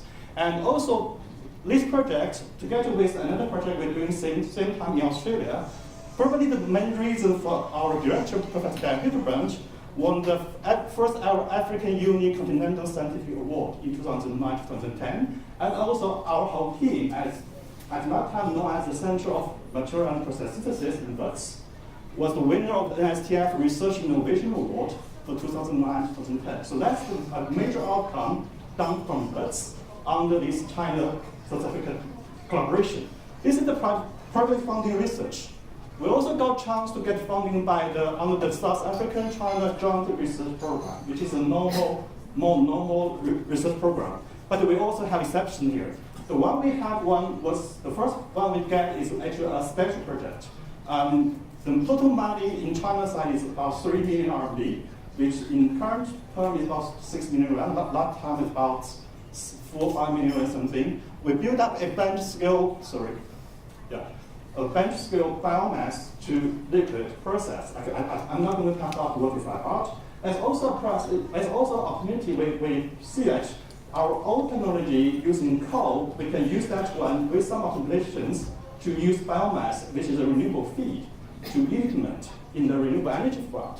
And the project lasts from 2011 to 2013. We left with in 2013, so when the project wrapped up, we were already in NISA. We got 4 junior staff member trained, more than 6 graduates trained.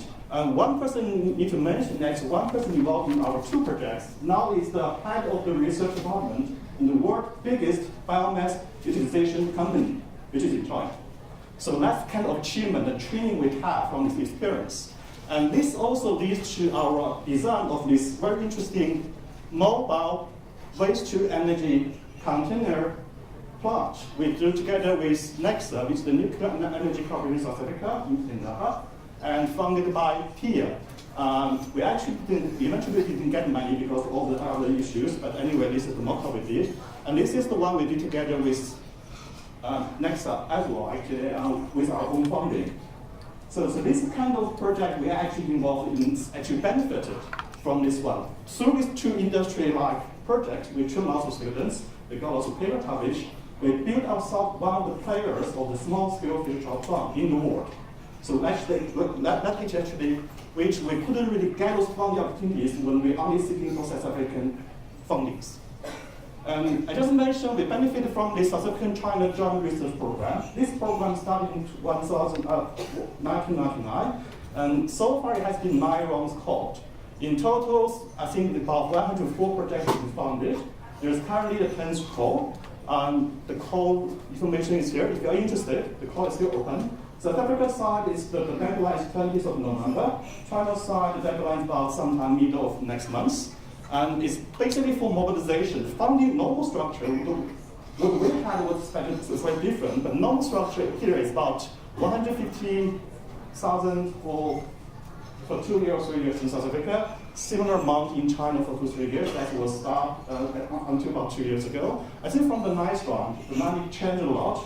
On South African side, about 400,000 for 2 years, which is a little bit more than travel money. Because travel is very expensive, and so you can do some research, but not a lot. But the biggest change is on the China side. It's 1 million RMB for 2 years. In China, actually, there's always some other money to cover travel costs.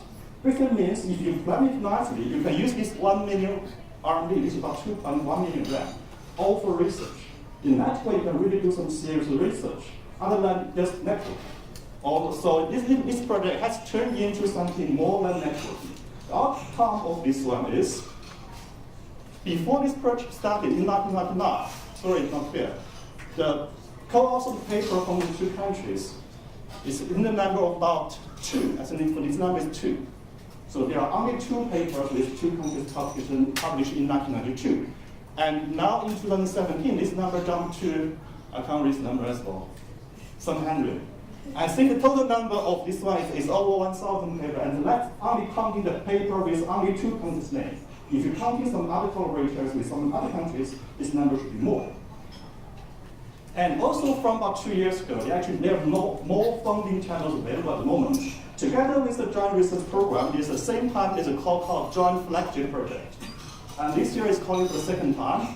Basically, the South African side is 1 million rand for 2 years, which means you can guarantee have some resource money. Actually, this amount, because of the current constraint we have in South Africa, is better than the CPRR research program. We get funding from RF. Actually, because I just been funded for 3 years project from RF with a total of 600,000 for 3 years. This is really difficult actually for me to deliver anything. And on China side, it's almost 4 million rand for 2 years. That's really serious research money for some fundamental research. So this program is really getting more seriously.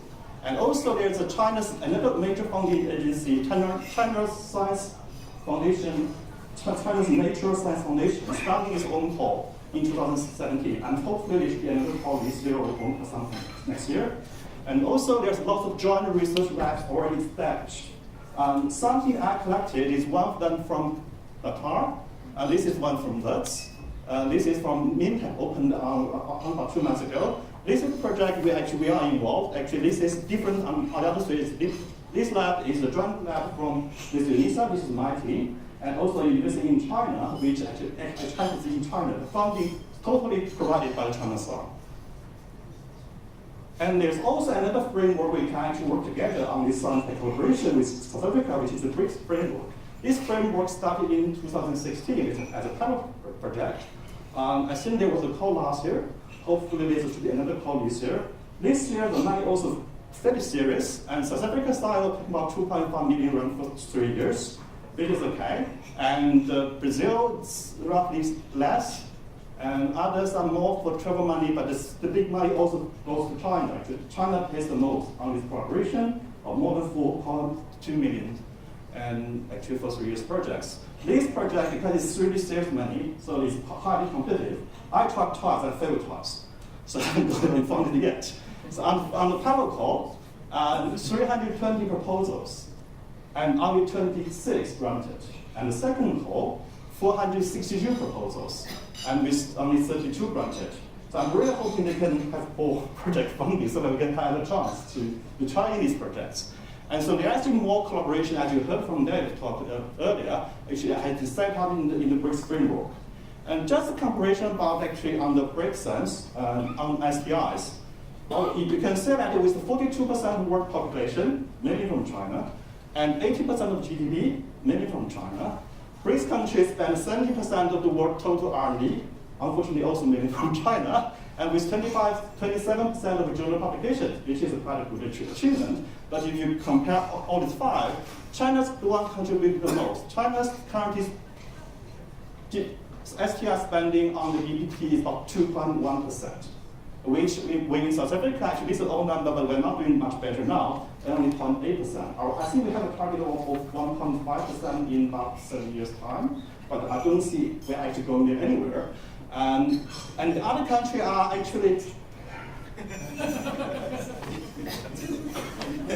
I feel so bad. It's time means to talk or it's time to finish. To finish. Sorry to interrupt you. Okay, no problem. I have to rush. Okay, and this is the quality actually on the top research measurements here. And this is something we call Nature Index, only counting the top journals. So you only read the regular journal content. China is the world number 2 at the moment, but you see the collaboration from South Africa, we only have 14 papers in top journals appear among Chinese, almost 10,000 outputs. So actually, South African input in China is very limited. And the other side, on China's input on South Africa, it's also not a lot. So there's still a lot, the positive way to put it is there's lots of room to improve. But traditionally, the collaboration is mainly from the States, Germany, UK. So they are always big players. I still have to skip this one. And just one thing I want to mention this one is actually, South Africa's policy now is not really on the paper counting research, which is currently a research program is set for. We are not talking for innovation. When we talk about innovation, it's not only for the new knowledge generation, it's about the new method or even new method, new business method of applying knowledge, which has been ignored in current collaboration between China and South Africa. And also, one thing we can learn from China is China's efficiency on the innovation expenditure is very good. You can see here is number 3 in the world. We are back. Something we need China to share experience with. Something I'm thinking of moving forward. I have to speak something now because the one thing is, at least I'm not involved in this network. We need to have a network of all the policymakers, researchers, investors. The one reason I'm proposing this one is I'm involved in a European Union renewable energy forum where everyone is sitting together. Interesting part is everyone talking about how to do work in Africa, everything from China. Well, in that discussion, China is missing. Can China set up similar thing like that? Another thing is, one thing is missing is, there has been some informal industry academic contribution between China and South Africa. There's no formal platform. Can I have one? There's a call from Newton Farm from the UK, which is something we can follow. Next one is something I really want to emphasize, which unfortunately I don't have time.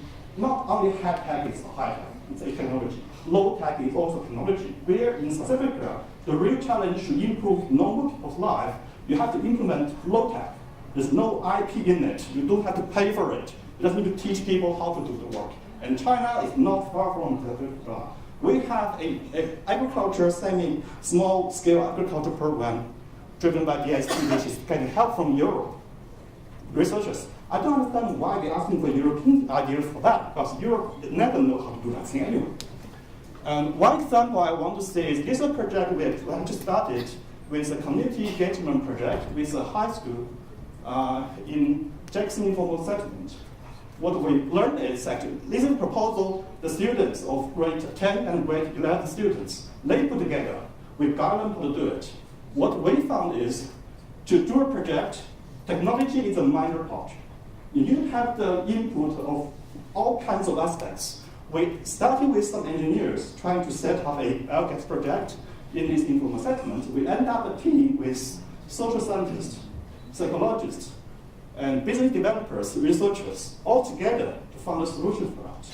Which I see for the same thing as when we implement technology, you need a whole team. And technology is really not that important for that.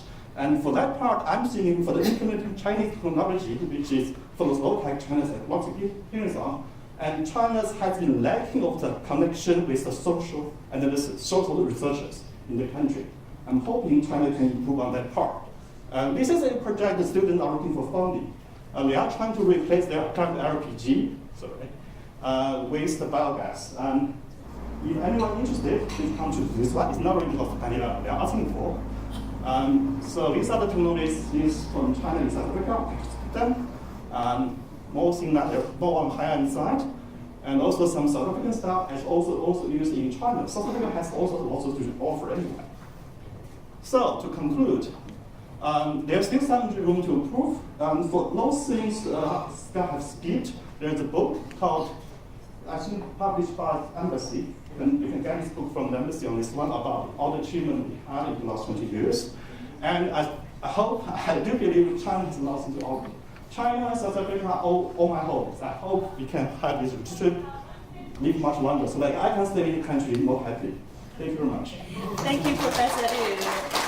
I really hate to do this time management. Sorry to chase you. Indeed, time management is a double-edged sword. On the one hand, I have to keep time, but on the other hand, I would like you to keep your momentum of talking. But thank you very much. A scientist in action, in practice, and indeed, real challenges in reality. Let us all talk and think and do it. Our next speaker is Dr. Cobus van Staden. He's the senior researcher of China Africa from South African Institute of International Affairs. Cobus van Staden is a South African journalist and academic. He completed his PhD in Japanese studies and media studies at the University of Noyaga in Japan in 2008.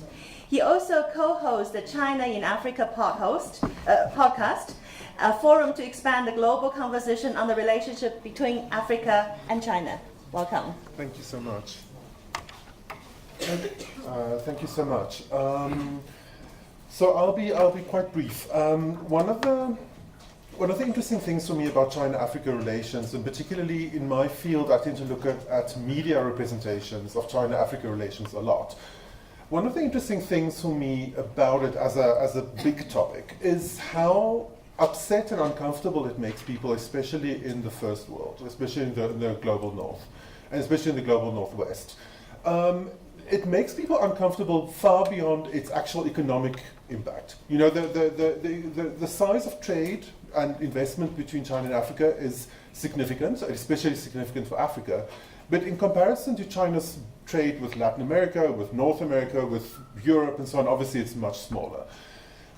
That said, the emotional impact of the relationship is massive. And it tends to raise debate all around the world. And I think one of the reasons for that is because it forces people out of their comfort zone mentally. It makes people think about China in a different way. It makes people think about Africa in a different way, in ways that they're not accustomed to. And so in that sense, part of the larger kind of set of changes that we're seeing in the world, which is at the moment extremely dislocating, including the US's withdrawal from multilateral institutions, Brexit, a lot of other kind of massive structural changes is happening in the world. The biggest of those, far beyond all of these political issues, to my mind, is the challenge of climate change. I don't know if you saw and then fell to the floor in a fetal crouch the UN climate change report that came out last month. It's rough. It's crazy. Essentially we have 12 years to completely restructure the entire global economy. In order to make sure that we stay within a 1.5 degree amount of global warming. After that, all bets off. We're talking kind of fire, tornadoes, and hellscapes.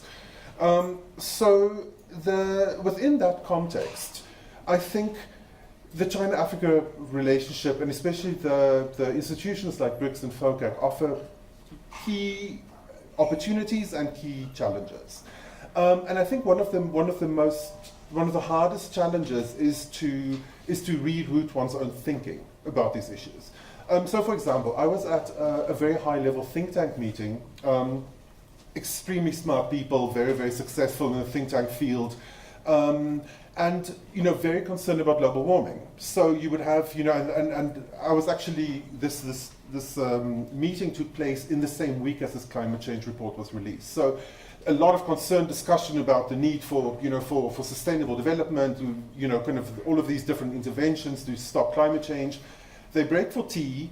After tea, it's a panel about trade, in which those same people, a lot of them being like from very high-level American think tanks, start talking about how big a problem it is that China is overproducing solar panels, and talking about the problem of China dumping quote-unquote solar panels, kind of in foreign markets. Those are the same people 15 minutes apart, right? So there is all of these problems tend to be kept in silos. And the true kind of radical impact of the climate change issue isn't being acknowledged. It seems to me that the China-Africa relationship, and particularly institutions like FOCAC, offer us a chance to do some of this very hard thinking and very hard innovative work to start essentially reconstructing the global trade system in order to have a global trade system in a few decades. So it's very interesting, for example, to look at the impact that China is having in Africa's energy decision making. So in the same year, in 2017, Egypt announced 2 big projects, both of those the biggest in their field in the world. So they unveiled the biggest solar park, energy installation in the world, and they unveiled the largest coal-powered plant in the world. In the same year, both of them funded by China. This I think it really boils down the challenge. China is the world's innovator, leading innovator in terms of the implementation of renewable energy. It does incredible amounts of work on renewable energy. Africa needs all of that work to happen right now. Yet at the same time, China built 1/3 of all of the coal plants in Africa, coal-powered plants in Africa from between 2006 and 2016. And of those, 3/4 were in southern Africa. So that makes a lot of sense, right? Southern Africa has a lot of coal. South Africa has a lot of coal. And so, there's a whole logic of, South Africa has this mineral resource, it needs to beneficiate it, China needs to help it to use its own mineral resources to power South African development. All of that makes sense. Like we all know that discourse. However, it's disastrous, right? It's disastrous to lock South Africa into that development, kind of paradigm for so long. And it's disastrous to allocate that amount of resources to do that. So what we need is a radical rethink. And what we have is the opportunity to implement radical changes very quickly. South Africa is the youngest continent in the world. It's the one that most needs to leapfrog into new forms of development. China is the world's leader in providing and developing this technology. It can all be made to work. The problem is, it is the kind of thinking and the political will that needs to happen in order to make it work. And in order to do that, we need to start asking really difficult questions.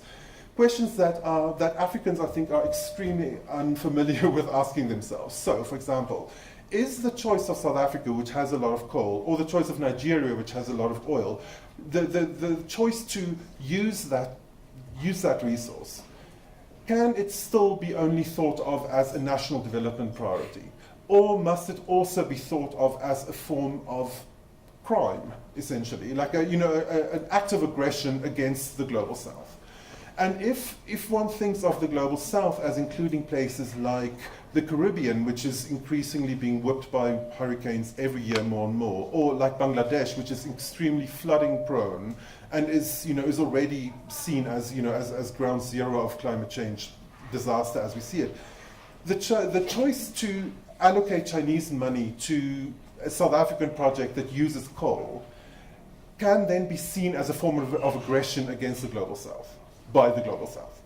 So, in order to move ahead on this, we need really tough thinking, and we need extremely proactive African decision making. And what we've seen is China tends to move in Africa. China tends to move along with African decision making. African leaders have more agency than we acknowledge, as all of the previous speakers have pointed out.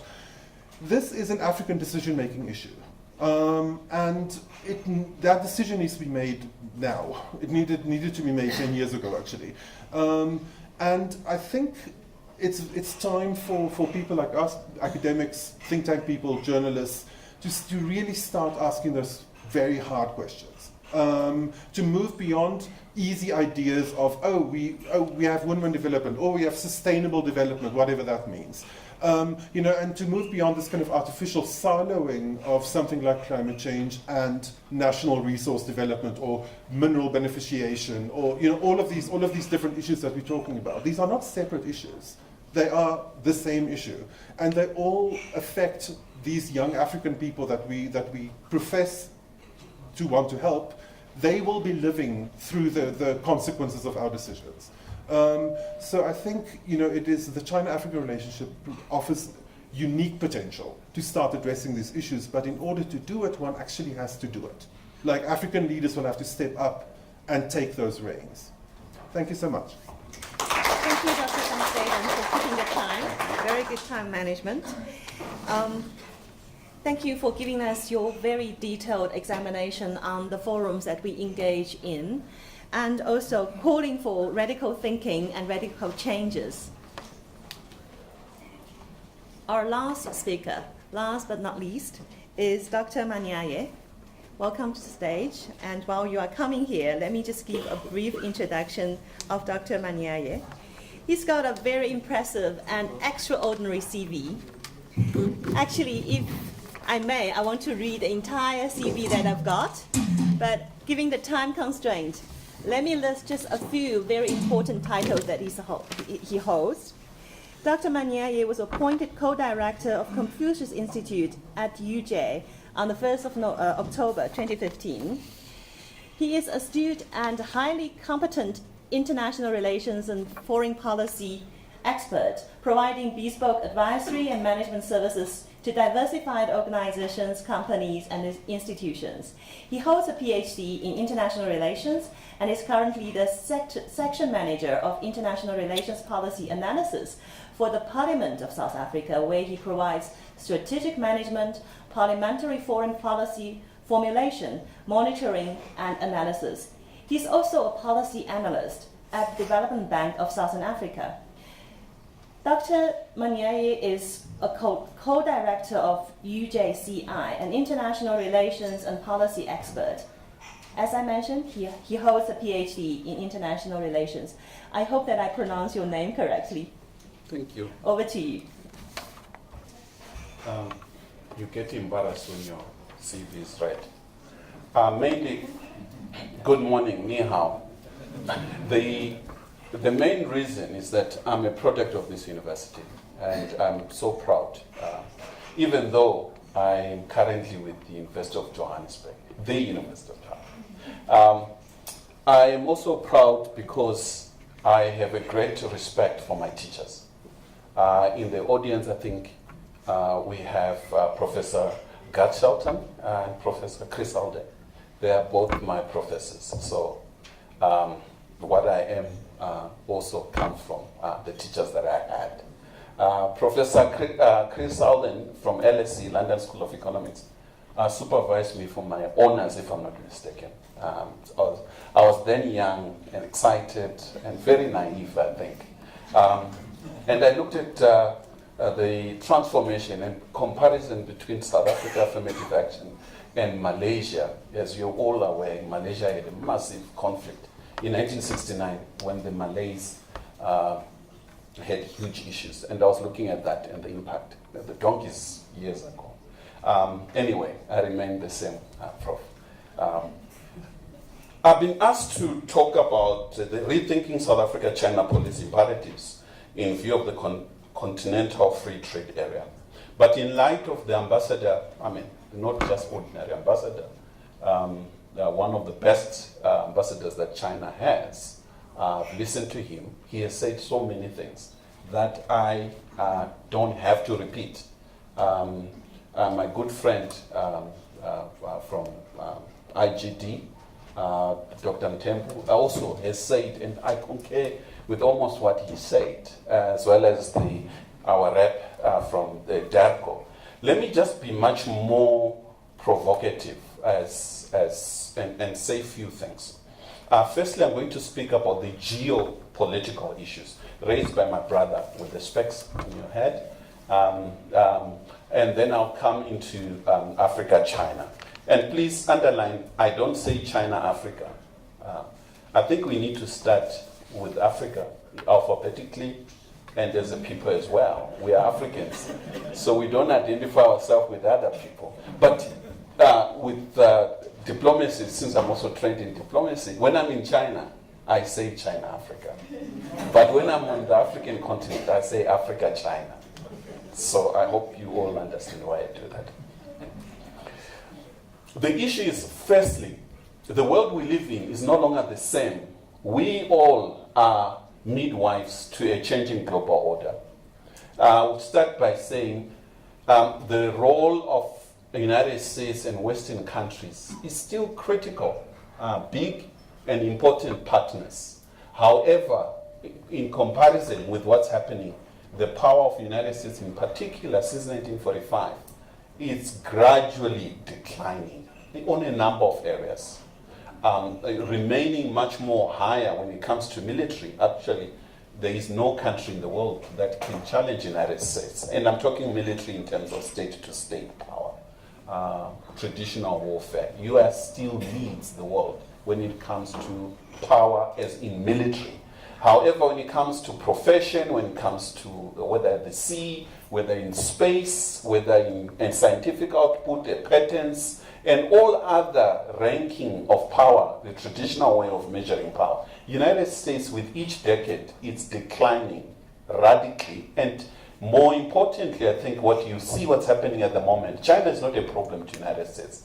Regardless of the noise that you hear, the greatest enemy of United States is America itself. Like all other empires, United States is exploding from within. Americans are no longer agreeing among themselves. And you listen in Congress or in Senate, it seems as if America is at war with itself. So any empire cannot survive the world if it does not agree with itself. So that's where the crisis is. China, Putin, and all others are just excuses that the current empire and the greatest power has. But anyway, the talk is not about America. But this is the real issues that we have.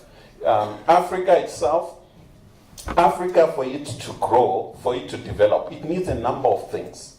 It needs partners, and partners for it to grow. African head of states, as they transformed the OEU to AU, they did something strategic. under the golden era of the Obasanjo, Mbeki, Bouteflika, Wade, the golden era, which my good friend Chris Landsbeck says.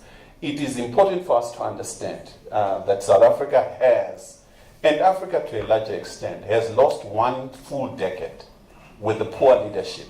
And I say that quite clearly. So we are crying for a lost decade.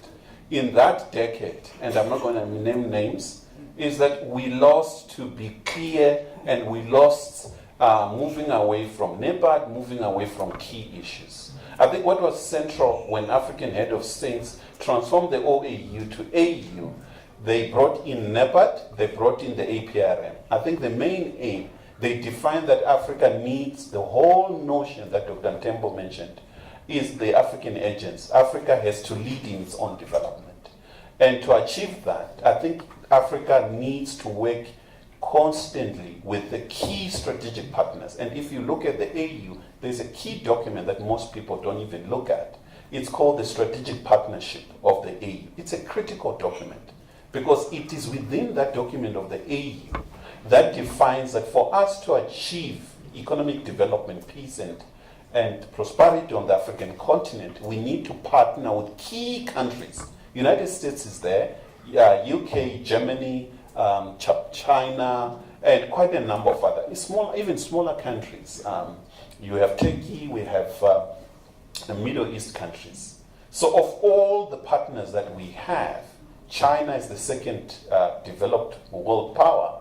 It's becoming more and more strategic, and we seem to be achieving more on that relation. I think it has to do with the manner in which this relationship is focused, the Africa-China forum, where the discussions are dealt with. The weakness of the continent is that we are too fragmented. We are 55 countries. Our infrastructure is extremely poor. We don't communicate well. We're still going to some parts of the African continent going via Europe. We're still battling with a number of key issues. In my own country, SAA is not doing well. And I just landed this morning from Shanghai at the opening of the import. And I'm privileged to have been there and watch.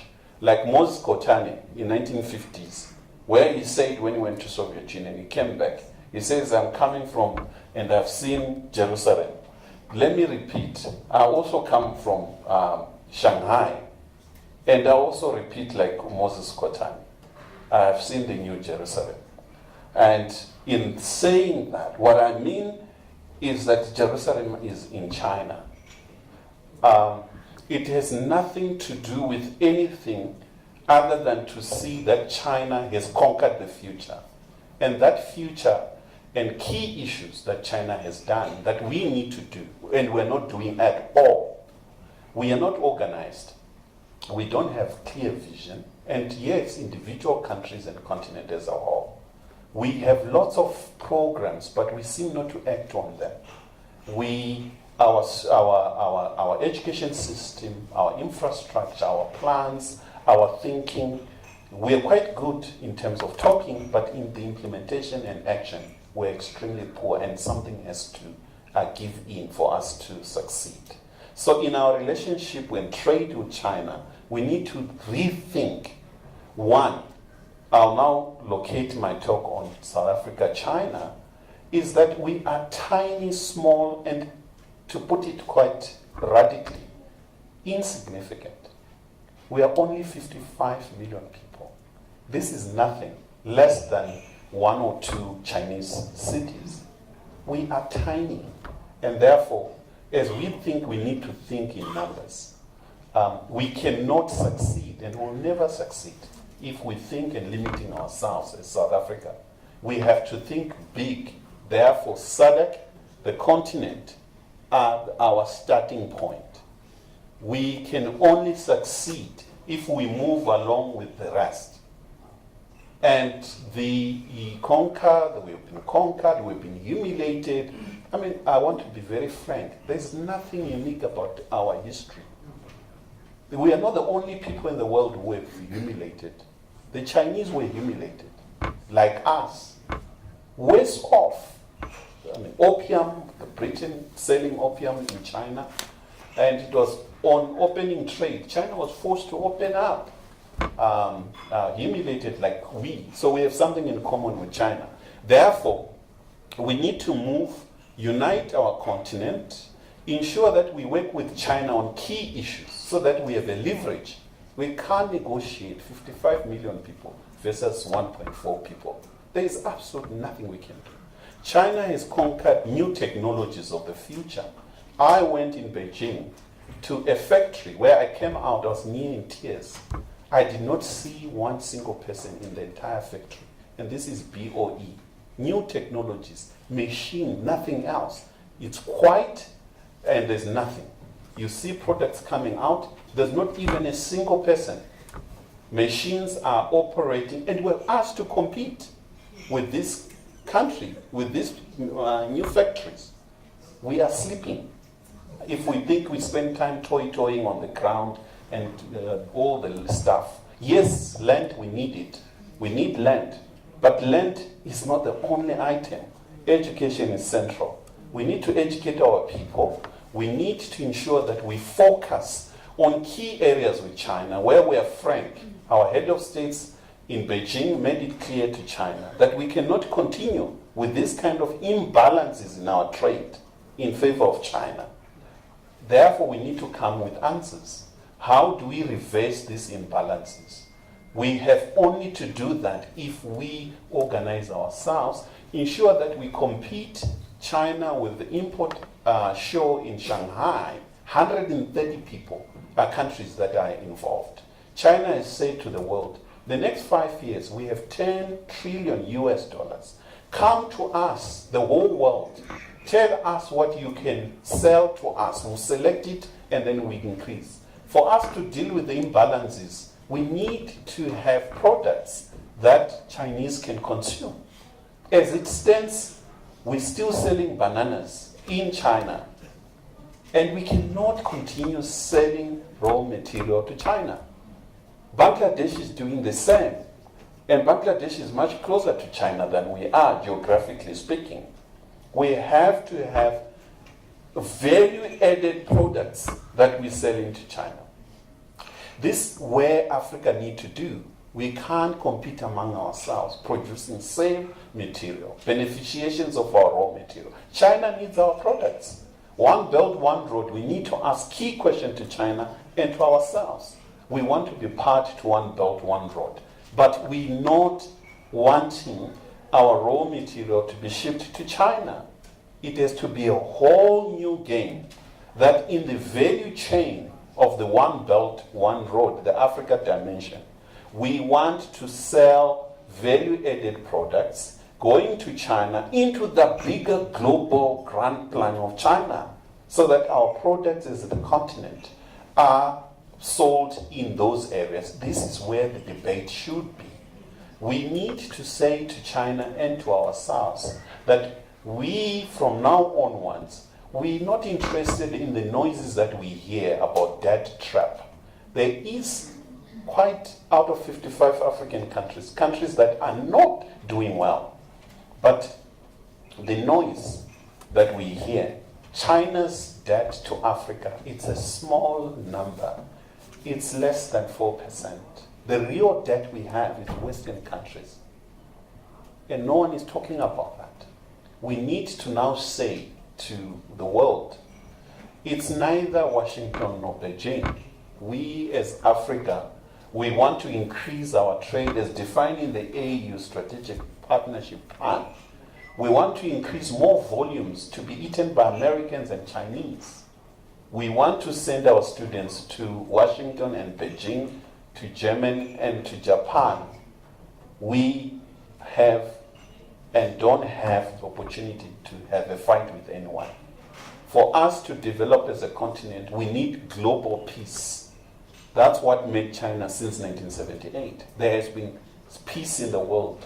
There needs stability on the global market.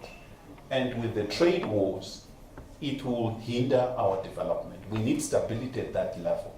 So as we work with China and other strategic partners, the driving point should remain to what extent can we influence the stability of the global market? We need to buy time.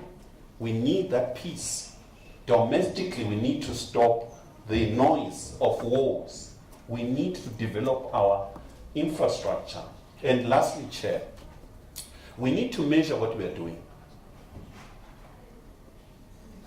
Our stories has always been, and let me focus on China and the noise that is coming from Western world, is that there's the debt trap, and when you look at the pictures, there's one weakness that we as Africans, and to a larger extent the Chinese as well, African culture, it doesn't differ from African culture.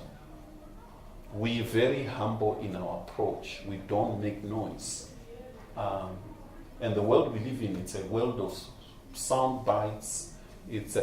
We don't measure what we're achieving in our relationship with China.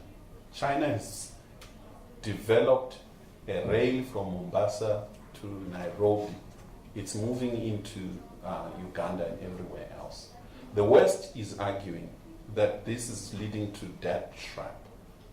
And the pictures that we hear, both in Beijing and in African capitals, it's showing our head of state shaking hands with Chinese and the train. But that's not the real story. The real story needs to move away from this big handshaking. Yes, it's good. It needs to move to the individual women, men, and who live along the rail. Let's measure how many people are being their lives uplifted because of the new rail from poverty. China has been able to do that. Has uplifted 700 million from poverty. That's the core challenge that Africa has. So to us to measure whether our relationship with China is succeeding or failing, it should be measured by the number of people we lift out of poverty. It will silence any critique, it doesn't matter where it comes from. Our failure to do that, it remains a challenge to us as scholars. Let's measure any relation. By the way, the Americans also came to Kenyans. They said, no, we also want to build a road. And then the real road that is needed in China, in Kenya, it's not Mombasa, Nairobi. It's Mombasa, it's Nairobi to the border of Uganda. That's where the road is needed. Americans are saying, no. Our road, we want it to move alongside the Chinese rail. And the Kenyans have agreed. As we speak, Americans are building the road that runs along the Chinese rail. Why? Because the competition, Americans want to prove to the world. Why? I'm not blaming Americans. I'm not blaming anyone else. I'm blaming Kenyans. I was in Kenya 3 weeks ago. I said to the Kenyans leadership, why do you agree to that? You need to set the parameters in terms of where a road should go to. And therefore, we have to think as Africans, who is our partners, and how do we measure whether this relationship is successful or not? Let us not be bogged in other people's battles. We need to educate our people. We need to add value to our products. We need to enter into the fourth industrial revolution. That's where the battle that we're having at the moment. It's not Washington fighting Beijing over trade and anything. It has nothing to do with trade. The real battle that we have, it's has to do with the new technologies. And as I said in my opening, I've seen the New Jerusalem. It is in China, as Moses Kotani has said in the 1950s, referring to Soviet Union in the Cold War era. The New Jerusalem that I've seen is a Jerusalem of new technologies where the Western world cannot match. And it's the technology that we as Africans are going to compete with Chinese. If we don't, these institutions, I grew up here, if we don't produce new knowledge, new technologies, and spend more time in classrooms to produce and patent our knowledge, we're going to be a forgotten people, a dying continent. I close my statement, Chair. Thank you, Dr. Manyai. I sit next to Dr. Manyai, I feel his power and his passion. And as he said, I can still see the usefulness and the vigor. Yes, you're unchanged. And I have to also express my appreciation and gratitude to this campus where I grew and I learned so much, and to my mentor, Professor Chris Auden, who's guided me in my early days of research. And we have to thank Wits, for being the hub for intellectuals in South Africa, and also the incubator for leaders, future leaders for this country and this continent. Without much ado, if I can invite the other two speakers to come to the stage to our final Q&A session. Professor Liu and Dr. Van Staden. And also apologies on behalf of our Ambassador Lin.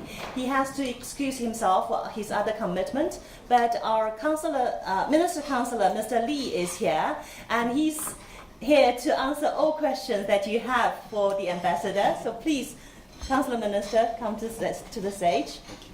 As to the last session, we will also allow 4 questions to finish our today's exciting forum. The rules are the same. 4 questions from the floor. Introduce yourself, be brief about your comment or your questions. And also, I think it's worth mentioning that I also see second generation of the new Chinese immigrants coming here to today's venue. Many of them are young graduates and professionals into this country's industries. So I hope to hear questions from all of you as well. Now, let's open the floor to the questions.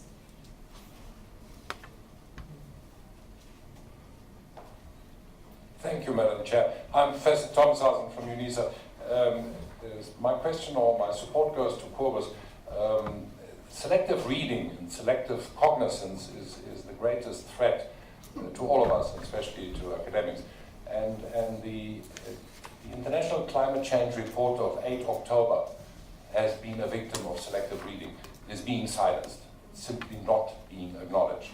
For the China-Africa, for FOCAC, for the new power of the BRICS of the South, the challenge would be to put this on the agenda of the G20 meeting at the end of November, end of this month in Buenos Aires. Because I circulate a lot around other ambassadors, I've asked and tested everyone who's at G20 meeting, and they all said, no, it's not an issue. We're not going to discuss it. What climate change report? So this climate change report summarizes the findings of the 6,000 most acknowledged and rated researchers in climate change around the world. And they've come to the conclusion that if we just carry on as we are, by the year 2050, the sea levels will have risen 1.5 meters. Cape Town, Holland, and many other places will no longer exist. Half the world population will perish, will die. So this is being silenced. What better opportunity for FOCAC to take up this issue, an issue of humanity, because it will also contribute to the soft image of FOCAC. FOCAC is not an alliance of force. It is not being enforced by armies or by coercion. It's soft diplomacy. So I think FOCAC is the forum that could take the lead to address a huge global issue. One could, for instance, start by analyzing the consumption of energy around the world. The United States, with about 5% of the world population, consumes 25% of the world energy. So these are, we have to begin to look at these things from different aspects, and I thank Corbus for having raised the issue here. Thank you, Professor. Second question? Over there. Yes, please. Dr. Dave, perhaps this one is for you. It may be a little bit out of the agenda of the day, but I think the ramifications are screaming out loud. The idea that potentially BRICS may now suddenly become RICS with Bolsonaro perhaps pulling out. What are the ramifications around that, and how would that then impact on whatever BRICS is trying to do? Thank you. The third one? Here. Okay, so since you mentioned a new generation, and Carol, just graduated from UCT as a postgraduate. I want to ask, like, people like us who was born after 1994, so we are the new generation, and we are starting to enter into the workplace in South Africa. Most of us, we are either raised in China for some years and then studied for our high school and university in South Africa. And we are entering into the workplace now, and we see all these Chinese companies are starting to investing in South Africa and requiring more graduates, more Chinese graduates especially, to join the Chinese companies. And for us, we are facing the question that we are raised in South Africa, and there's a conflict, or maybe just a gap, between the cultures of South Africa and Chinese companies. So I would like to know how the Africa-China relationship and the future education is going to prepare us as students entering into workplace to fit ourselves into this workplace and to close the gap. Who do you want to ask the question to? I think Dr. Dave, please. Dr. David, double job. Our last question goes there. Thank you. My question is directed to Dr. Let's talk about climate change. There's ample evidence for the past 15 years to 20 years that we are at the precipice when it comes to this issue. However, at the same time, there's been this denial that has been going on, and most of the time we find it that it's happening and coming from a Western academic narrative. And the reason I'm saying that, most of the so-called powerful countries in the world, that mostly Western, that have denied and are still today debating about the seriousness of climate change. My question to you is, to what extent do you think we find ourselves where we are in terms of climate change? That has to do with the intellectual lack of integrity of academics who are willing to jettison research, ample research that proves climate change for the sake of being funded by multinational corporations so that they can pursue harvesting basically the earth. My second question is to the professor that spoke about artificial innovation and technology. True, if you look at the past 200 years, specifically medical, you would see how technology in terms of course has helped humanity and increasing life expectancy. However, that has been parallel with increasing levels of poverty. What is it that we can do? Well, let's take the past 28 years, with the exception of China, that has managed to take out 750 million of poverty. Anyone can go through the UN reports, the world reports in terms of increase of poverty. My question is, with that state of affairs for the past 20 years or so, has technological innovation been used or directed towards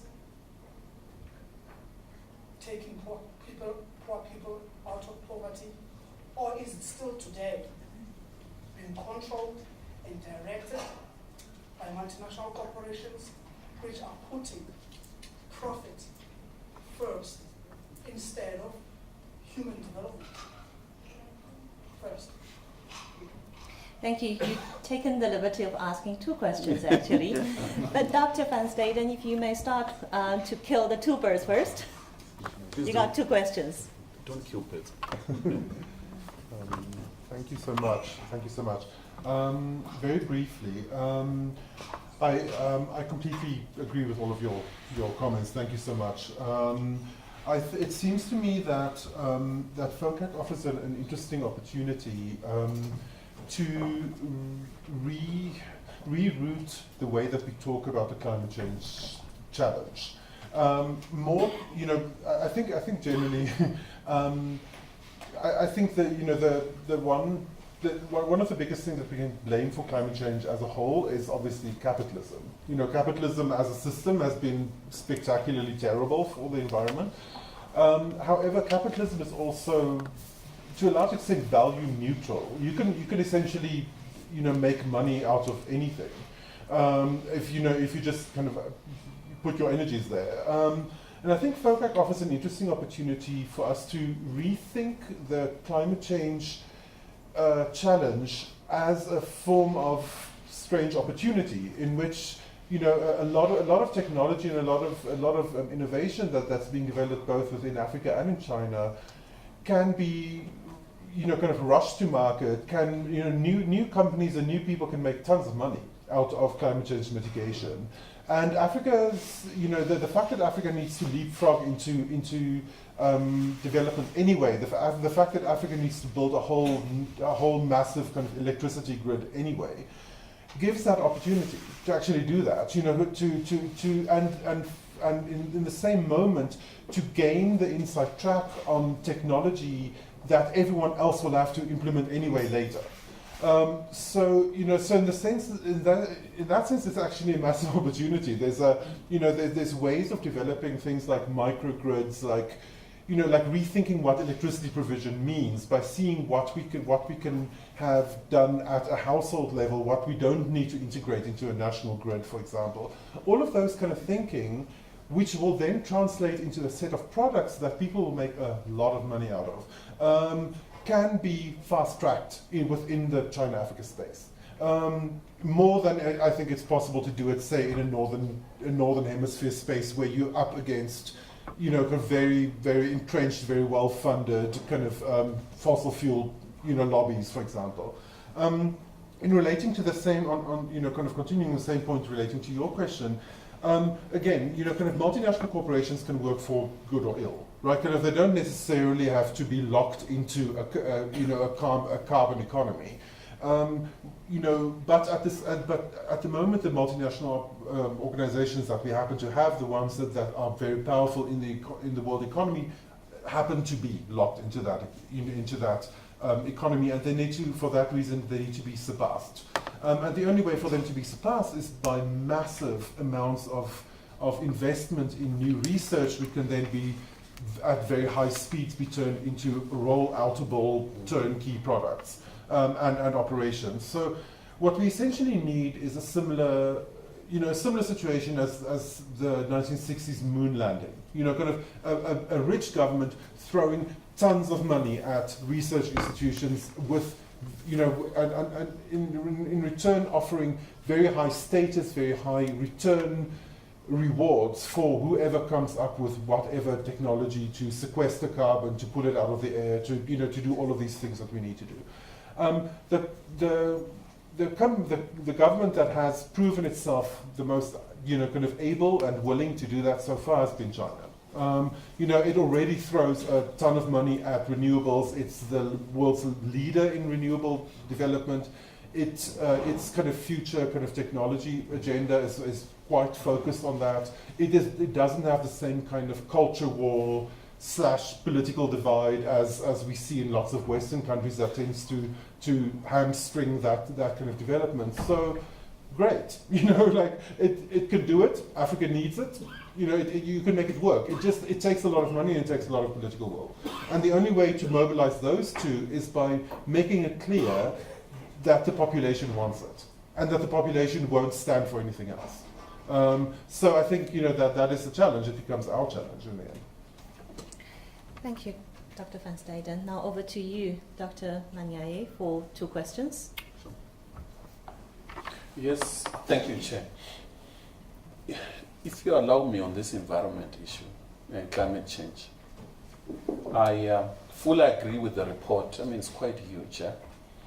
But as much as I love the climate debate, I just have a few issues which I'd like to also add my view. The problem we have, especially when it comes to Africa, and that's where the numbers and our students, I hope they're here, they need to pay more attention to that. We are not the worst polluters. We're still living with our forest, even though we have problems here and there. We are still doing extremely well. Now, the argument, to put it in a very simple layman, it is that the worst polluters are telling us that you need to be in the future. There's no country that has developed simultaneously with the new technology, as much as we love the new technologies. Let's look at how China has done. By the way, China has a huge problem. They developed massively in a very short space of time. And the damage to that is massive when it comes to climate. I went into the speed train from Beijing to Shanghai 2-3 days ago. And for several occasions I've been on that train. I love the massive development, which I really praise Chinese. But I did not see one bird flying along this train. I did not see one bird flying. And that frightens me as an African. I live with birds, at home, at work, everywhere. So, and this is what my Chinese friends tell me. They say the same thing. Learn something from us. We developed at the expense of our environment. And we need to do the same. We need to learn what are the negative impact of environment in China. And we don't have to repeat it. However, my good brother, Obasi, we have coal. There's no country has more coal than us. I won't buy the view that we need to just abandon it. We have to use coal, but not coal alone. We need to use coal alongside other energy, including nuclear, but in different and varying degrees. I've been in favor of the nuclear deal, but not put in part, and the corruption minus that. We have uranium in this country. We have to put it to use. We will never develop until we do that. But the procurement process has to be done fairly and in open and transparent way, without corruption. So the idea that Africa become this testing ground, everyone else, the greatest polluters, America, China, and everyone else, and then we are told you need to pause your development. There's a book, Kicking the Ladder. I don't know if you've read it. Kicking the ladder. We have arrived. Then you just kick the developmental ladder. You need to then try other elements. Chinese were being blamed by Westerners at some point. That because they are developing, they are now eating like us as in Westerners. They are now dressing like us. Then it's a problem on climate. Africans soon, our middle class is growing fast. The very same debate are coming here. But we have to think out of the box. And we need to use all energy avenues. But we can do it much more smart without polluting massively. We have managed to take coal into oil in this country. I think we landed and stole the stuff from Germans, Hitler, in this country. Chinese are now able to do the same, and quite a number of others. We have quite cut-edge technology in this country. We are able to do and use wisely with sensitive to environment. That's my argument. We need to use our energy. We are the least polluters of the world. Washington at the moment is pulling out of the treaty with Soviet Union. It's pulling out of climate change. But why do we have to be more Catholic than the Pope when it comes to these issues? When it comes to democracy, we're told we have to be more Catholic than the Pope. We don't need democracy. We love democracy. We need the ballot box, but we need our bellies to be full. We need to measure democracy by how full our bellies are. And to do that, we need to balance both the democratic as well as the developmental. We need to measure, everything has to be in a measured way, and we have to be smart while doing that. BRICS, shortly, it's not dependent on countries and leaders.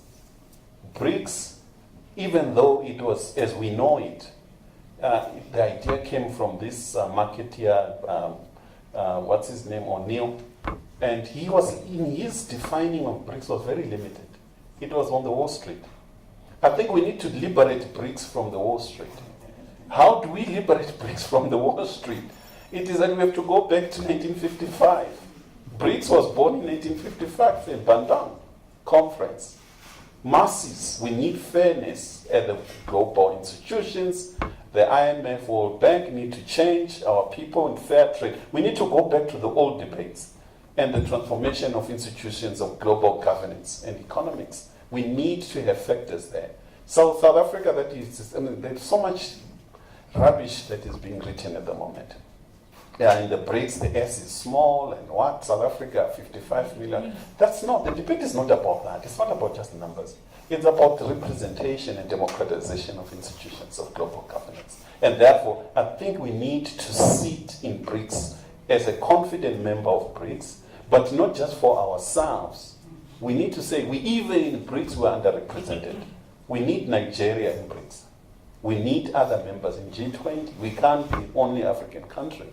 So I think we need these debates to go forward. With or without a right-wing government in Brazil, BRICS in Brazil will remain because progressive forces will overtake as much as everywhere else. So even in South Africa, a right-wing government might come, not long. We can't say because a right-wing government is in power, therefore BRICS is dead. We have to think much more. Chinese companies and Chinese South African, I think when it comes culture and everything else, we at University of Johannesburg, the Confucius Institute, there are 5 in South Africa. We also receive endless calls from Chinese companies that want students. I don't think they're looking for Chinese as in the people. They're looking mainly for people who can speak Mandarin. It's a very simple issue. If you speak Mandarin and understand Chinese, they prefer those students, postgraduate and the like. And we can't because there are very few South Africans who speak Mandarin. So my view is that I think there's a much work need to be done in terms of a clear retro framework for Chinese companies in South Africa so that they abide by South African laws. The ambassador is very clear on companies that break the law need to be dealt with in South Africa and on African continent. Therefore, I think more and more Chinese companies on this continent need to, but it goes back to the first session, it's us as Africans need to develop those laws. I don't know if, I think I've answered all questions. Thank you. Thank you, Dr. Manier. Professor Liu.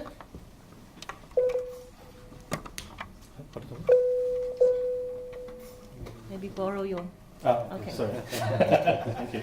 Thanks for the question. Actually, it's really something I should have talked in my talk, and which I don't have time for it. I do believe in innovation, and innovation can really help us to lift our poverty. And you're asking any country has done that one, and yes, China.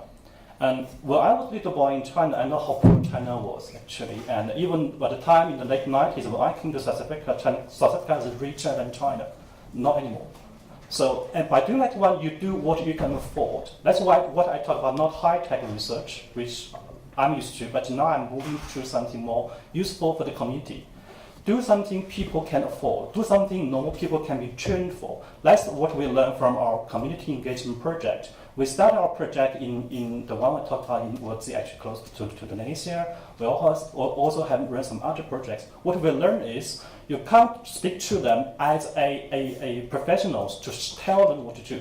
You need to motivate them. You need to motivate them to ask them to find their own solutions, to take the project on their own, so that they can take ownership. They are going to develop the technology they need. They are going to develop technology suitable for them, and eventually there will be their own IP. In that way, the business will grow. In that way, people will earn more money. The people which have more access to energy will have chance to get more jobs and to develop the economy. So actually, what we learn is the motivation and the driver of a project must come from the people who's going to benefit from it. So that's what I learned. If we can do that way, I'm quite sure innovation can really lift poverty from its country. And also, I want to also use the chance to really sell the exercise we tried with the high school students. That's the one thing we are trying.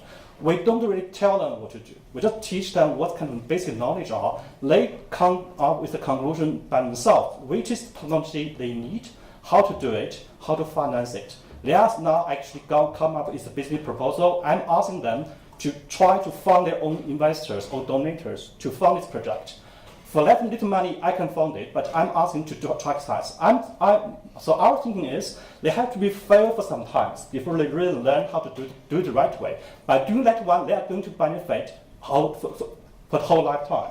So that's the exercise I'm trying to do. So if possible, I'm going to use this chance. If you are interested, I'd like to invite you to give them a chance to present to you their case to see what you are interested in now. If you're thinking it's a bad case, tell them what's wrong, ask them to improve. But telling them how to do the work is much better than give them the right solution. Train them is much better than just show them. Thank you. Thank you, Prof. Liu. Mr. Li, our Minister Counselor, any final remark? Okay. Thank you very much, and it's indeed a great honor to be here today to meet you guys. It actually is my first public occasion to engage with the academia, because it's my first month in South Africa. But actually, I just transferred. Welcome from all of us. Yeah, I just landed 1 month ago and just directly transferred from our embassy in Namibia. But actually, Africa is not new to me, because my first overseas post was in Zambia. That is between 1997 to the year 2000. So maybe first I would just give a very brief self-introduction. And my second post actually was political counselor in our embassy in Botswana. And last year I transferred to our embassy in Namibia, and this is my fourth African country, that I would work in. So the name is Nan Li, and I'm Mr. Counselor and Deputy Head of Mission. So I'm ready to meet you guys, to engage you, everybody who are interested in China affairs, in China-African cooperation. So I will try my best, to contribute and to have a dialogue with you and to talk anything you're interested in. Just, because time is very limited, I want to touch upon the climate change issue, as the professor just mentioned, because climate change seems to be the hot topic of the second session. So I just want to reconfirm, according to the FOCAC summit, Beijing summit this year, we launched the 8 new major initiatives. And one of the initiatives is focusing on green development, which I think has a lot to do with climate change. So a professor from the Confucius Institute as well, you mentioned a lot about China's even production capacity in solar panels, anything like that. But sometimes I think China has attached great importance to green development in the past few years, especially. And we invest a lot in the innovation and technology on solar panels and green energy, especially about for the wind powers and so on and so forth. I think China now contributes a great percentage of the green power production. And this percentage in China's energy generation is still rising every year. So here I think green development, green energy should be a very top priority in our cooperation between China and Africa, and China is ready to do that.